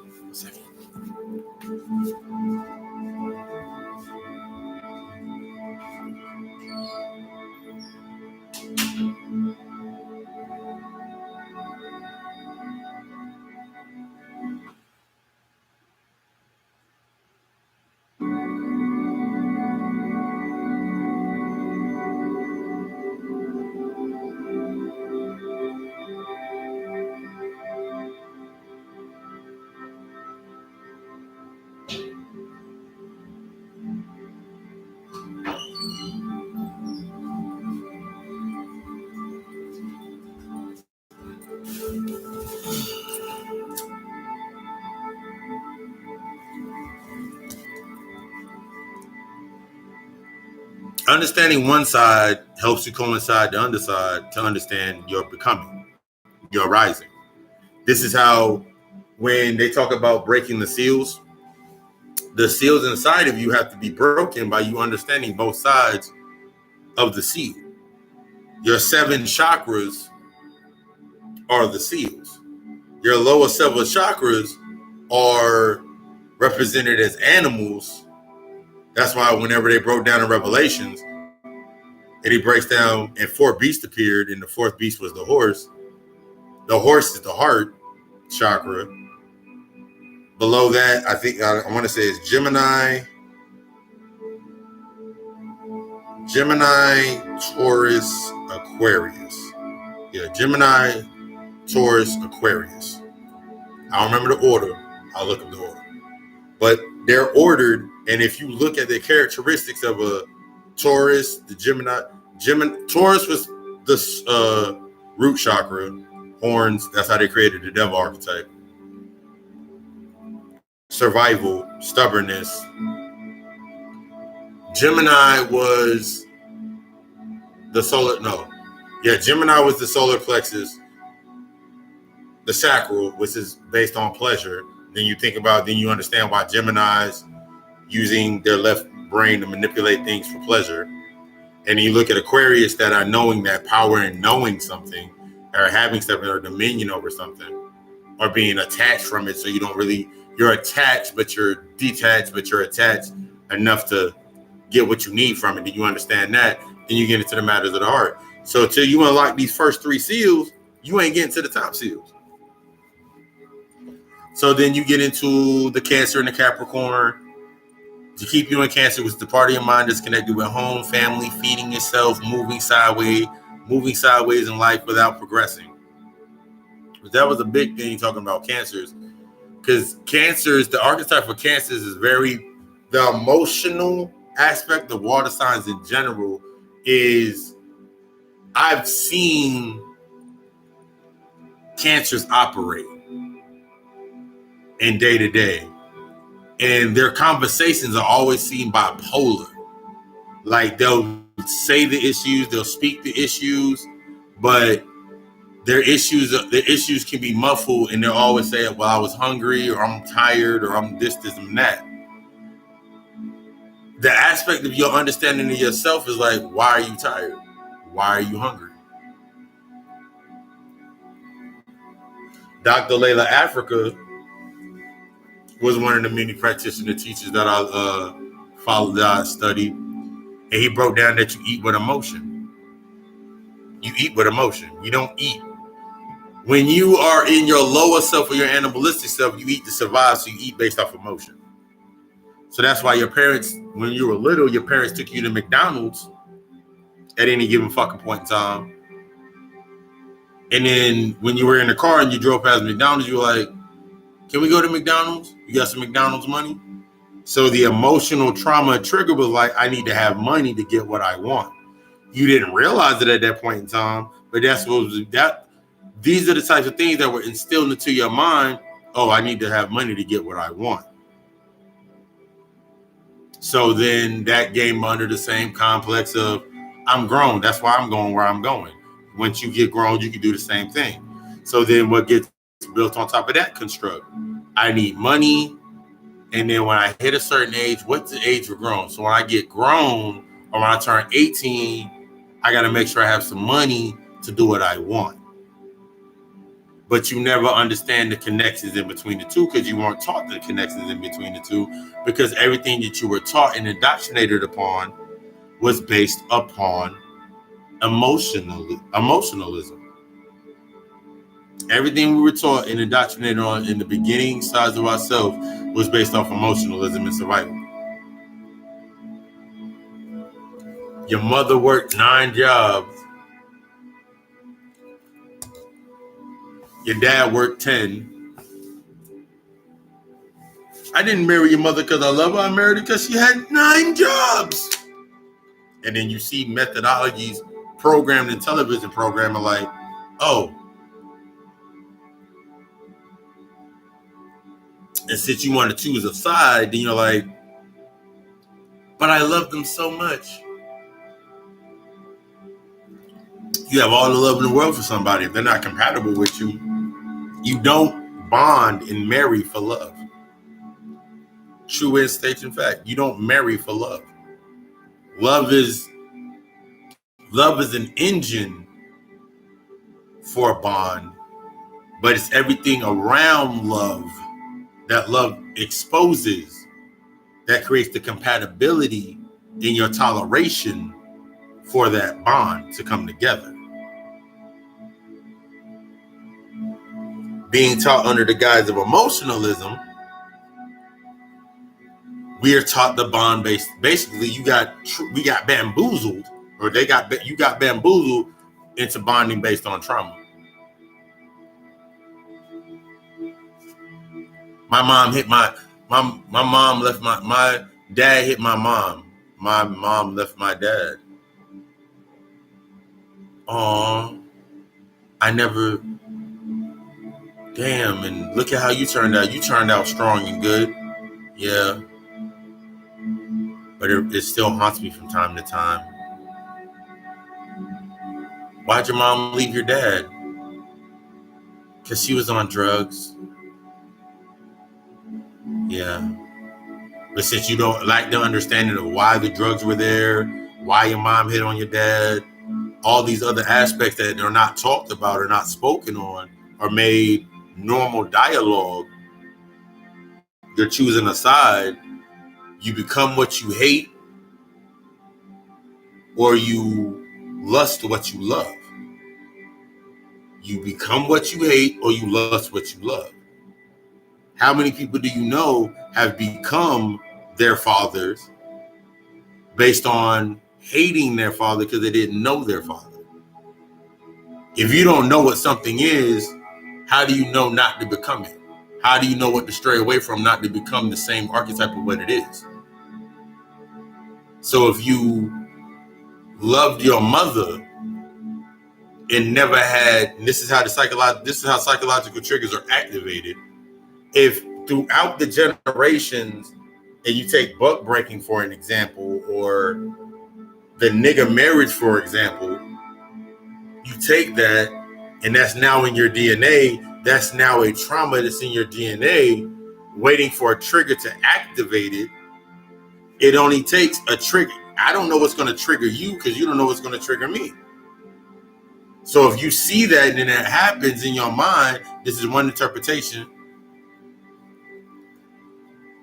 And you're looking for, like, most of the cases that I took on in my earlier days when I was going through my stuff, when I was finishing my the associates in my bachelor's in psychology. Most of the things when I looked at mental cases, when I looked at people that were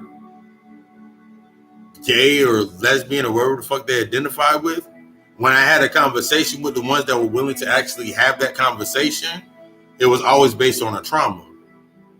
The trauma was anything from being touched to not having fatherly love. Guys didn't have the love of their father, or the aspect of love from their father, that aspect that was needed. So as they got older, it was warped. So they were looking for that same love from a male counterpart, but since they only understood based on one tether, which is usually on the lower mundane, that physical, that's why they became gay. And then with females was under that same aspect. And then when you understand based on that, and when you understand stuff based on the aspect, you can step back and look at it from both sides. You start seeing, the exact happening of why some shit actually fucking happened. So then you can look at the world and you be like, damn, she got all the nigga accessories.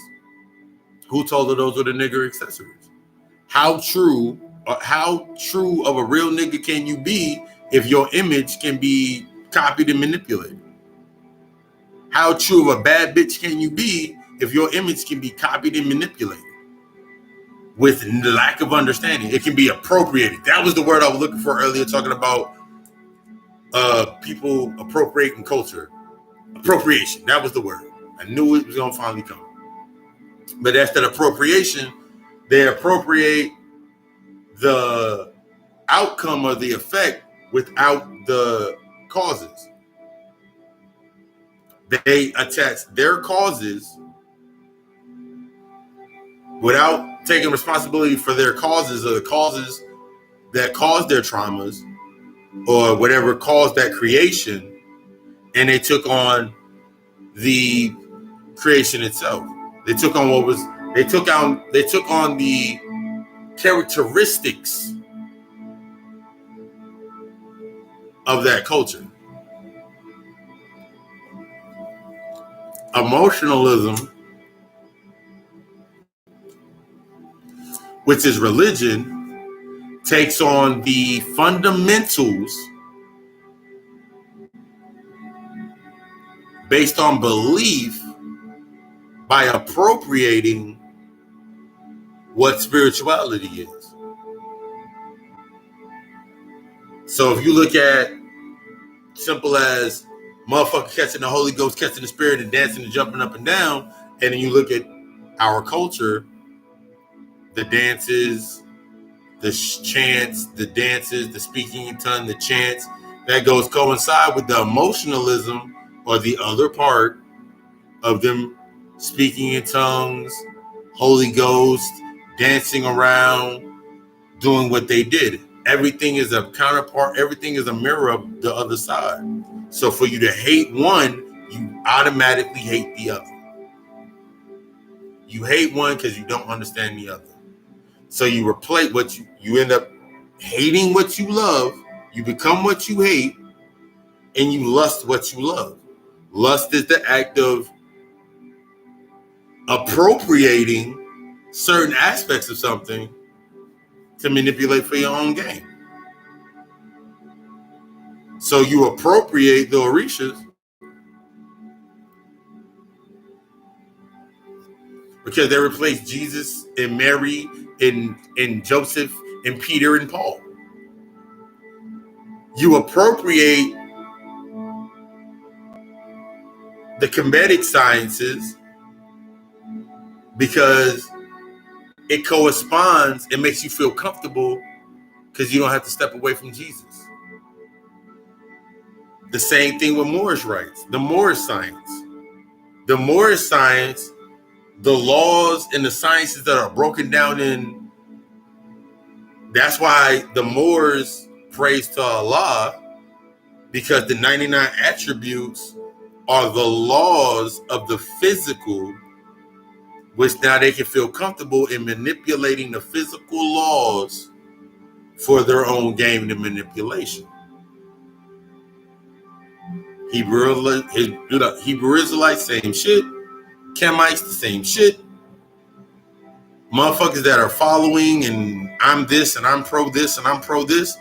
You're submitting yourself to the comfort for your ego. So you're not progressing.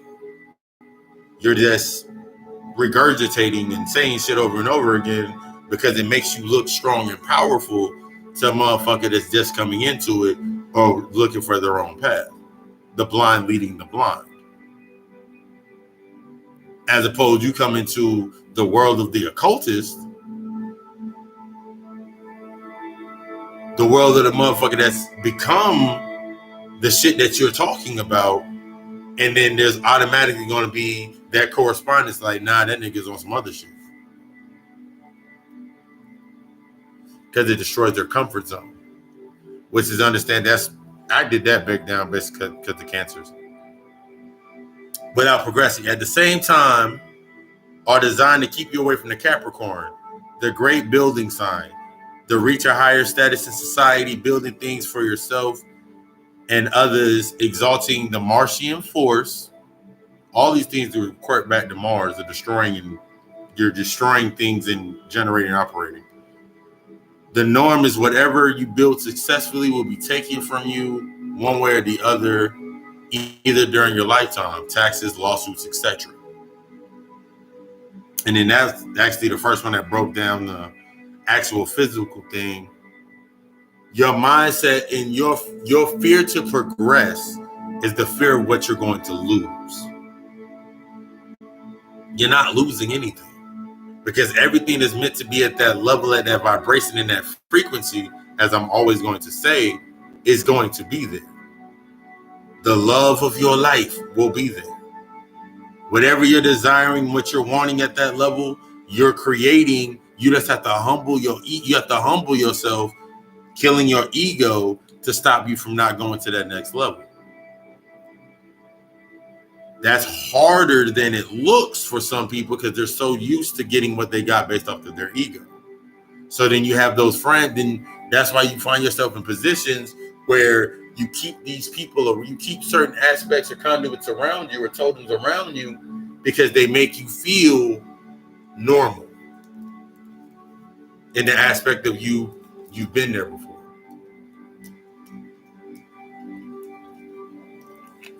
They make you feel normal. They make you feel okay. They make you feel superior. That false sense of pride and superiority. I'm doing this and you still doing that. Girl, you'll be able to do whatever you want. You just got to apply yourself. Man, you just got to do this, and this. Then you make the argument. It appeases their ego. It gets to them a little bit. They start listening. You gave them some bait. Now they stay around you because they feel that you know the answers. Following instead of studying. That's why if a motherfucker, if someone's around me in that higher aspect of anybody that comes around me, after a while they start picking up the attributes of what I do and what I am and where I stand from on my stance on my square. That's why that's why when I put out a post, I'm a horrible person to be around. If you want to stay wearing your pain as a badge of honor, I'm a horrible person to talk to. If you want to stay down low, deep, stay low in your lower self and use that shit as your fucking catalyst, wearing your traumas as fucking badges. I was hurt when I was 3.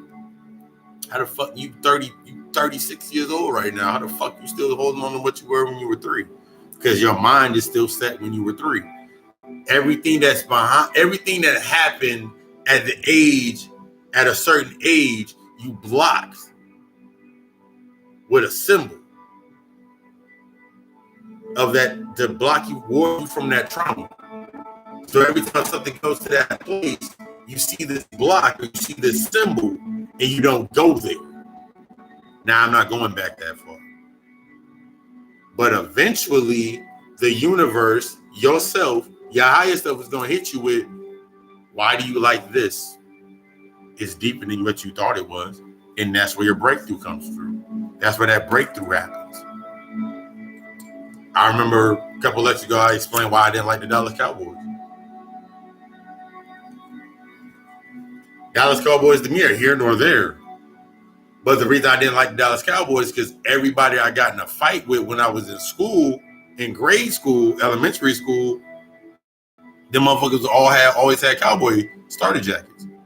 So in order to block me away from going back to that trauma of me always fighting motherfuckers at that age, the Cowboys became the conduit or the totem that I used to why I don't like those people. It wasn't it was never the Cowboys. It's what I put into that totem and representation of a Cowboy fan. And when I look at Cowboy fans, they're usually follow under the archetype of things that I didn't like. But in order to understand those aspects of why I didn't like them, I had to go to the other end of my axis, my polarity outside of that coin, and be like, damn, that's why I didn't like the fucking Cowboys. Because they're this, they say this, they do this, they do this. I don't do any of that stuff. But their willingness to do that sustains their love and their passion in where they're in. Your passion is derived from negative or positive. You can have a passion of hate towards something, and that same energy can be fluctuated into something that you love and have a passion for.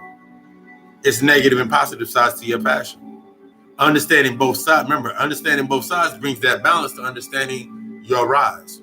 Once you understand it, you rise to the next level. Passion of the Kristos. Passion of your Kundalini energy rising. It's been told it's in Kundalini energy, the serpentine fire, the coronavirus. That's what the coronavirus is. If no one knew what the coronavirus was or what it represents it's the rising of your energy. Something that they cannot stop. Something that they are scared of because they'll never understand it because it's not for them. It's in a dark space that they never can go into. Has anybody noticed that scary movies have become more psychological than they were actually scary? I went and saw Fantasy Island the other night. Well, last night. That shit was more psychological than fucking scary at all or any type of thriller than what it was.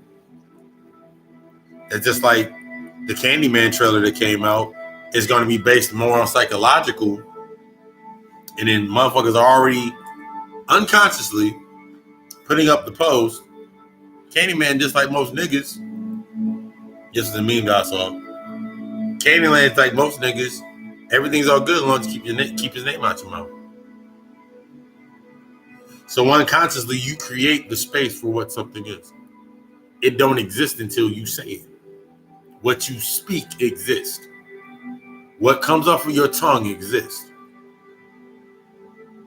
Based on what you connected with is how that shit comes into fruition. So if you're always speaking lowly of yourself and you connect to somebody in the aspect in tandem, and you connect to somebody in aspect that always speaks truth to themselves, when you come together with that person with that positive and negative, you will steadily be trying to see yourself or fit yourself into that space of what they see.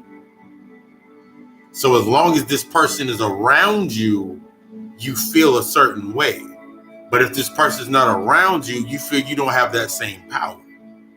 Not understanding both sides of that, the only reason that person existed was to show you that you have that power within you. Two sides of the universe having a conversation. That's what every connection that comes into your life. It's two parts of the universe having a conversation. Showing you a reflection of you that you need to see and to learn from. Approaching it based on emotion is reactive. Approaching it based on thought and coming up, removing the burden from your heart is being proactive. That's why you don't see certain things around you at a certain point in time in your life.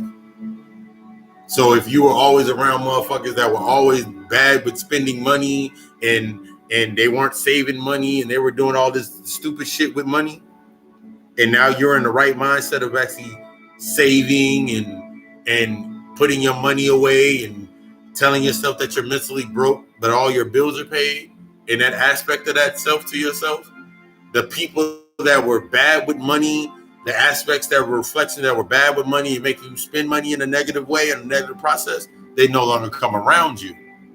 The only way they can come back around is if you go searching for them. The only way they can come around you is you go searching for them, and you go create them. You create based off the memories. I remember we had fun doing this, we had fun doing that. Well, I got some money. I got more money now. And you find yourself falling back into that same hole. That same spiral effect because you didn't learn from it. You didn't fully understand it. That's why you keep coming back to it. Going into the aspects, Virgo and Pisces, this is always a good one. Virgo, which is the part of your mind that's concerned with fixing problems, dealing with diseases, applying great detail to minute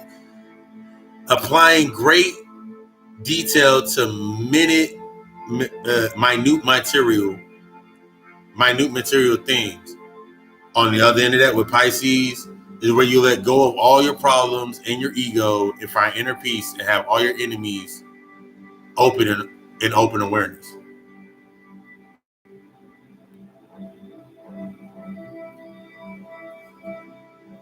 The aspect of that, Virgo in the lower half aspect of itself, you'll sit there and you'll overthink and try to put everything together to make it make sense based on the knowledge of what you have. Not letting go of anything that needs to be let go of to have a deeper understanding. So going into your Pisces side, which is devoid of letting go of ego, they're not thinking about egotistical things. They're always thinking about their peace. They're always thinking about themselves in that aspect. They're grounding themselves inside of themselves. Your Virgo side of your axis has you in the world of humanity.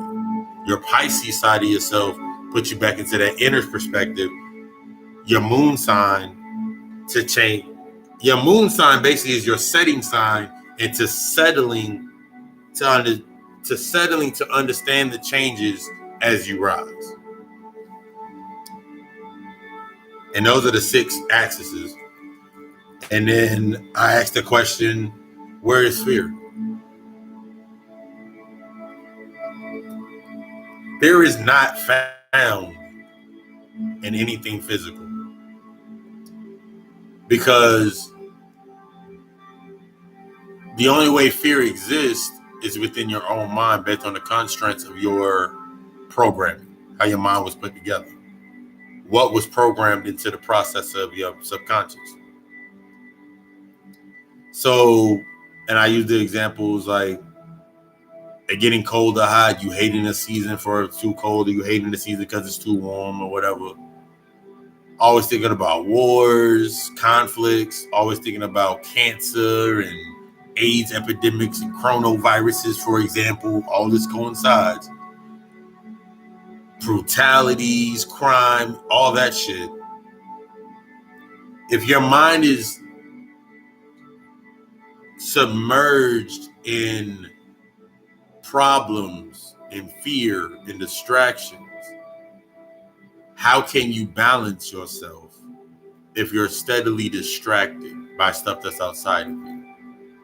The only way things that can distract you outside of you is showing you a reflection of something that's inside you that needs to be resolved. For everybody, it can be different. It's not on the collective thought. We've been taught subjective thought in the collective that slavery was the issue. So you'll find yourself trying to connect everything to slavery. You'll find yourself trying to connect everything to white supremacy. You find yourself trying to connect everything to racism. You find yourself trying to connect everything to niggas not being shit. My people are lost. Bitches ain't nothing but this. Motherfuckers is lost. But everything that you say out loud is something that you're saying about yourself. Your ego defends you, say you ain't lost. If you're saying something is lost, then you're lost. If you're saying something thinks it's grown, it means you think that you're grown. If you're saying that, and so on and so forth. Everything you say is a reply to something you've already thought and you heard. Whether you heard it directly or indirectly, you're responding to something that you've already heard. So when I teach the mantra, silence, listen, clear your mind, when you go through a guided meditation with me and I'm telling you about silence, listen to the music, listen to the beat, allow it to resonate through your body, allow it to move through your mind. Everywhere that is blocked, highlight that. Highlight that thought, highlight that space that's blocked and the music can't get through. Now that we've mapped out all the blockages in your mind, all right, cool. The next step is to focus on that blockage and let's see what it is. What is it attached to? What part of your mind? What memory is attached to that? All right, cool. Now that we got to that memory part, all right, cool. Let's start unlocking the alchemical body or the metaphysical totem that we created to make that space. Let's focus on that. And then that's how we break that chain. You don't break chains by denouncing it. You break chains by understanding it. Because if you don't understand the alchemical body of a chain that was created, if you don't understand the alchemical body of the chain that was created, it can be recreated to lock you down again. If you don't understand the reason a problem arose and what the cause to that problem was and the correspondence to the effect, it can be used again in a different way. If you don't understand the dark, you don't understand. If you don't understand the dark, you don't see what's hidden in the dark. Therefore, it can all hide in the dark. Only you can put the light into that because you're the light. You're the light bearer.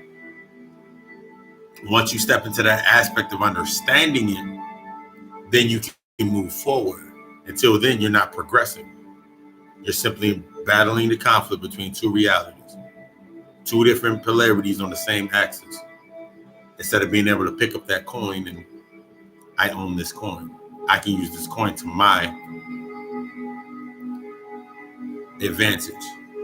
Does it serve me? Does it not serve me? That was one of the big key aspects when they created the Harvey Dent. They created the Two-Face character. That's what he always does. He always used his coin to make his decision. Was he going to move in the light or was he going to move in the dark? Two sides of the same coin aspect. When you think about the Riddler always had enigma. He always had a riddle in that mythos to serve the purpose to keep someone locked out and see if they're willing to serve. If I'm willing to solve this riddle, I'm worthy of stepping in the. I'm worthy of the reward or whatever comes. Then you look at the aspect. You look at the aspect of the Joker, the clown prince of crime. When they made him in The Dark Knight, he didn't want to see the world burn. He said they deserved a better class of criminal. One that was not about money. One that was not about the physical aspects. He wanted the mind. He wanted to show everybody's mind can be turned. He wanted to show everybody can be corrupted under the right circumstances. Everything at this level can be corrupted with the right circumstances. Think about the project. Think about the project niggas versus the project niggas would be the field niggas in that aspect of Willie Lynch, as opposed to the motherfuckers that had two-parent households and went to good schools. They would be considered the house niggas because they had access to something that the project niggas didn't have access to. But at the same time, the motherfucker that stayed in the house, he didn't have access to the experiences that the project nigga had. So the project nigga is looking at the nigga in the house, the field nigga looking at the nigga in the house, thinking about the pleasures that they're getting, and the house nigga looking at the nigga in the field, looking at the pleasures that they're getting, but neither one of them are understanding what they're submitted to or the attributes that they are submitted to get what they have. The devolved sense of you, that devolved reflection of you, your humanity, the actual personification of humanity is that reflection of what you call is oppressing you. That is the personification of humanity. The heroes and the entertainers are the perception of humanity, of being a good human or a good nigga. I've said it before, by definition, I'm a bad boy. By the definition that they use to define a bad boy, I would be a bad boy. Being that I stand on my square in my spirituality and my higher self of me being a god, being a titan, being a chaos being, so much more great old one, all the old monikers, as opposed to standing off of my square in humanity. So I become the bad boy. I became the devil in their play. But my understanding in myself humbles me into understanding their perspective. And since I understand the perspective, I understand the spell in the program, and growing in that understanding, I can manipulate that for my own gain.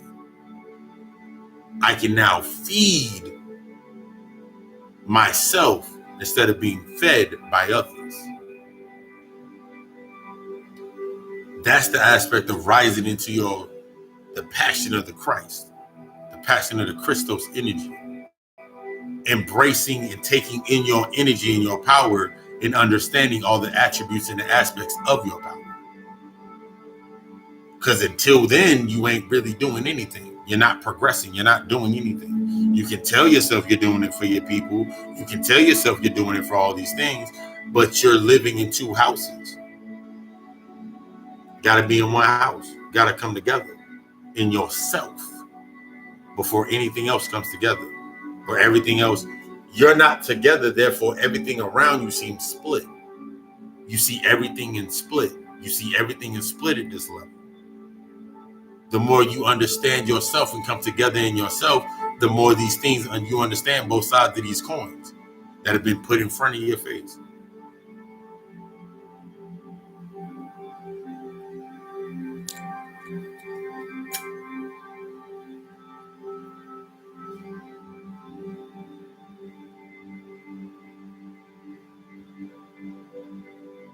I said a line in the podcast. I spoke something in the podcast, but I was talking about the sweetest lies and the bitter truths.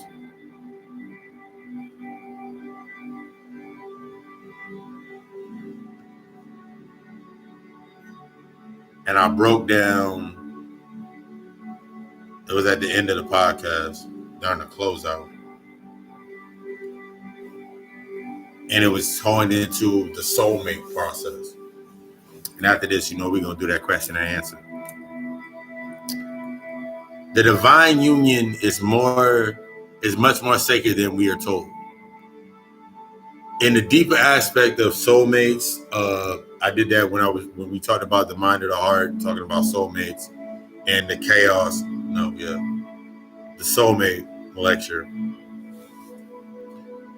When I broke down, you have one life partner, you have one soulmate, you have one karmic flame. They're all singular because they're androgynous. You are your life partner from when you were born, incarnated on this level. You're in search, you're not in search for an exoteric completion. You're in search for yourself. Until you find yourself, and this is the most important part, until you find yourself, find value in yourself, true love in yourself, true validation in yourself, confirmation in yourself, everything that comes into your life will be a reflection of the bleeding of something you have not healed. Everything that will come into your life will be a reflection of the bleeding of something that you have not healed in yourself.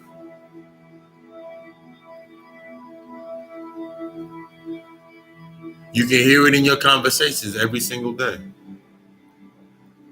Conversations that you've had and conversations that you will have based on your healing and your shadow work.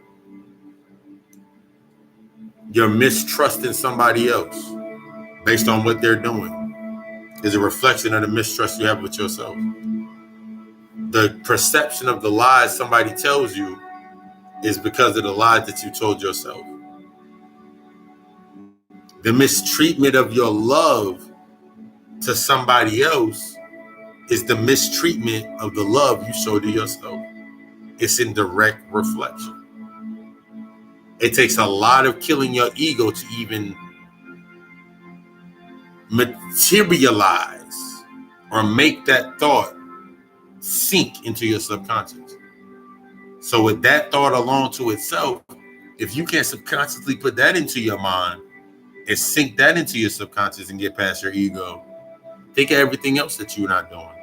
Think about everything else. Then you can think about everything else in a whole of why is it working the way that it works? Why does everything seem to exist and keep playing out the way that it plays out at this level?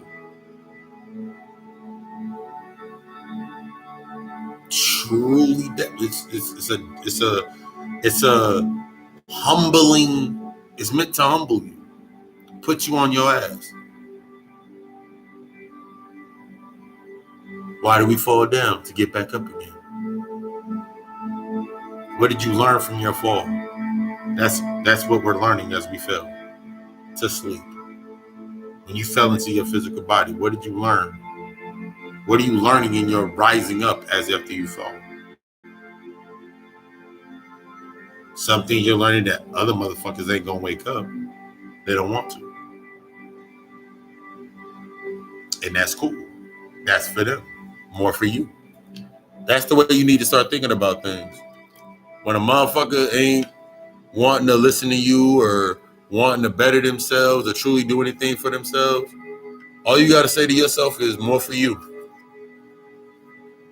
That's what I said. That feeds my soul. More for me. Oh, you don't want to get yourself right? More for me. Oh, you don't want to go to the gym and work out? All right, cool. More time for me. Oh, you don't want to go read a book? All right, cool. That's more for me. Oh, you don't want to eat this bomb ass fucking plant-based fucking meatloaf that I made? All right, cool. More for me. More for me. You can keep what you have. Anything outside of that, I'm going to be emotionally responding to your shit. And once you start seeing that, this is also something that kills egos. Once you start seeing that, you start seeing the repetitions in what people say. And the repetitions, based on the trauma, what a person says, lets you know where they haven't healed at. The things that you repeat the most, in most cases, and I've done this even when I went to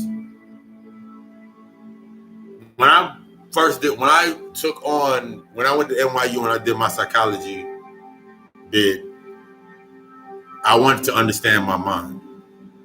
Everything I've always done was always on the aspect of wanting to understand something of myself. So when I came into my actual awakening, I realized I did most of the work unconsciously. I just had to consciously instill it into my subconscious. And when I did that, it was on. And it gave me my true purpose. It gave me my passion in actual teaching and actually speaking. I rose into my Christ a long time ago. And didn't even realize it. All the things that traumatically fucked me up in my head when I was little were actually the actual fucking triggers that were needed to activate me. Thinking about my pops calling me Lucifer. My pops called me Satan all the fucking time. Called me a cancer. Mother called me an accident. All these little things that were told to me when I was younger that would destroy a human. That would destroy the ego and the humanity of a human. Those very things and the aspects, and once I understood why they were said in that aspect, helped me embrace the God that I am. Instead of running away from being called Lucy or Lucifer, I took on that energy of being Lucifer. And then that's how I found my spiritual, one of my monikers in the physical, the goddess alchemist. Then I also found Papa Lucy or Papa Lucifer, because then there was the aspect me understanding Berenstain, crossroads, duality, correspondence to polarity, that cross I died on, everything that I wanted and I desired. That's how you find yourself. It's all within you. This is literally saying that it's all within you. The books activate and enhance that. The books become validation of what you already know. That's why you like what you read and like what you listen to, because it's validation for something that you already know.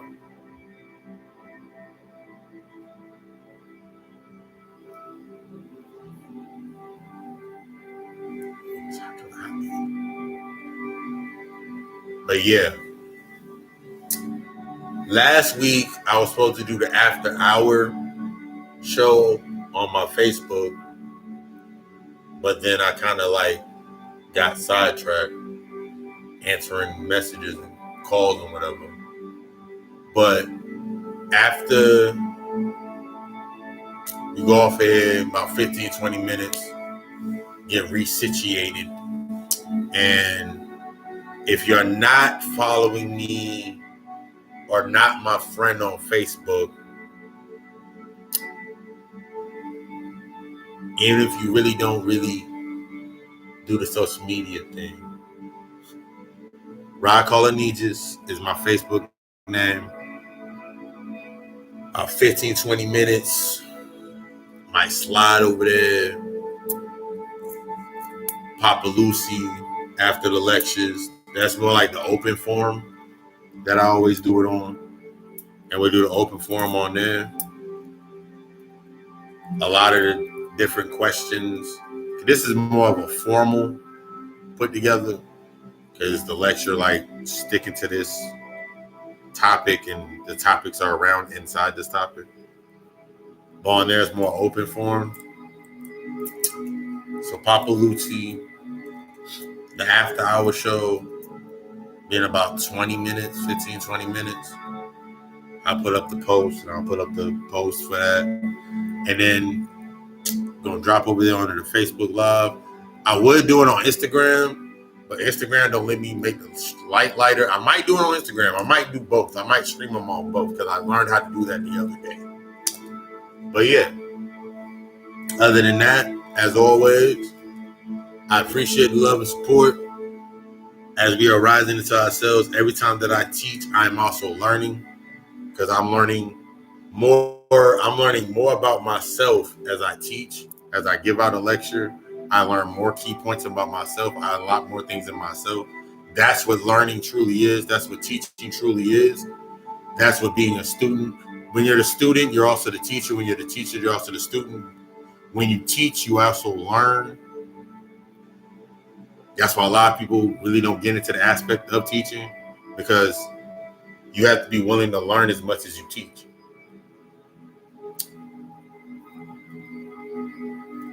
If you've not already subscribed to the podcast, got our new episodes every day, every new weekly episode.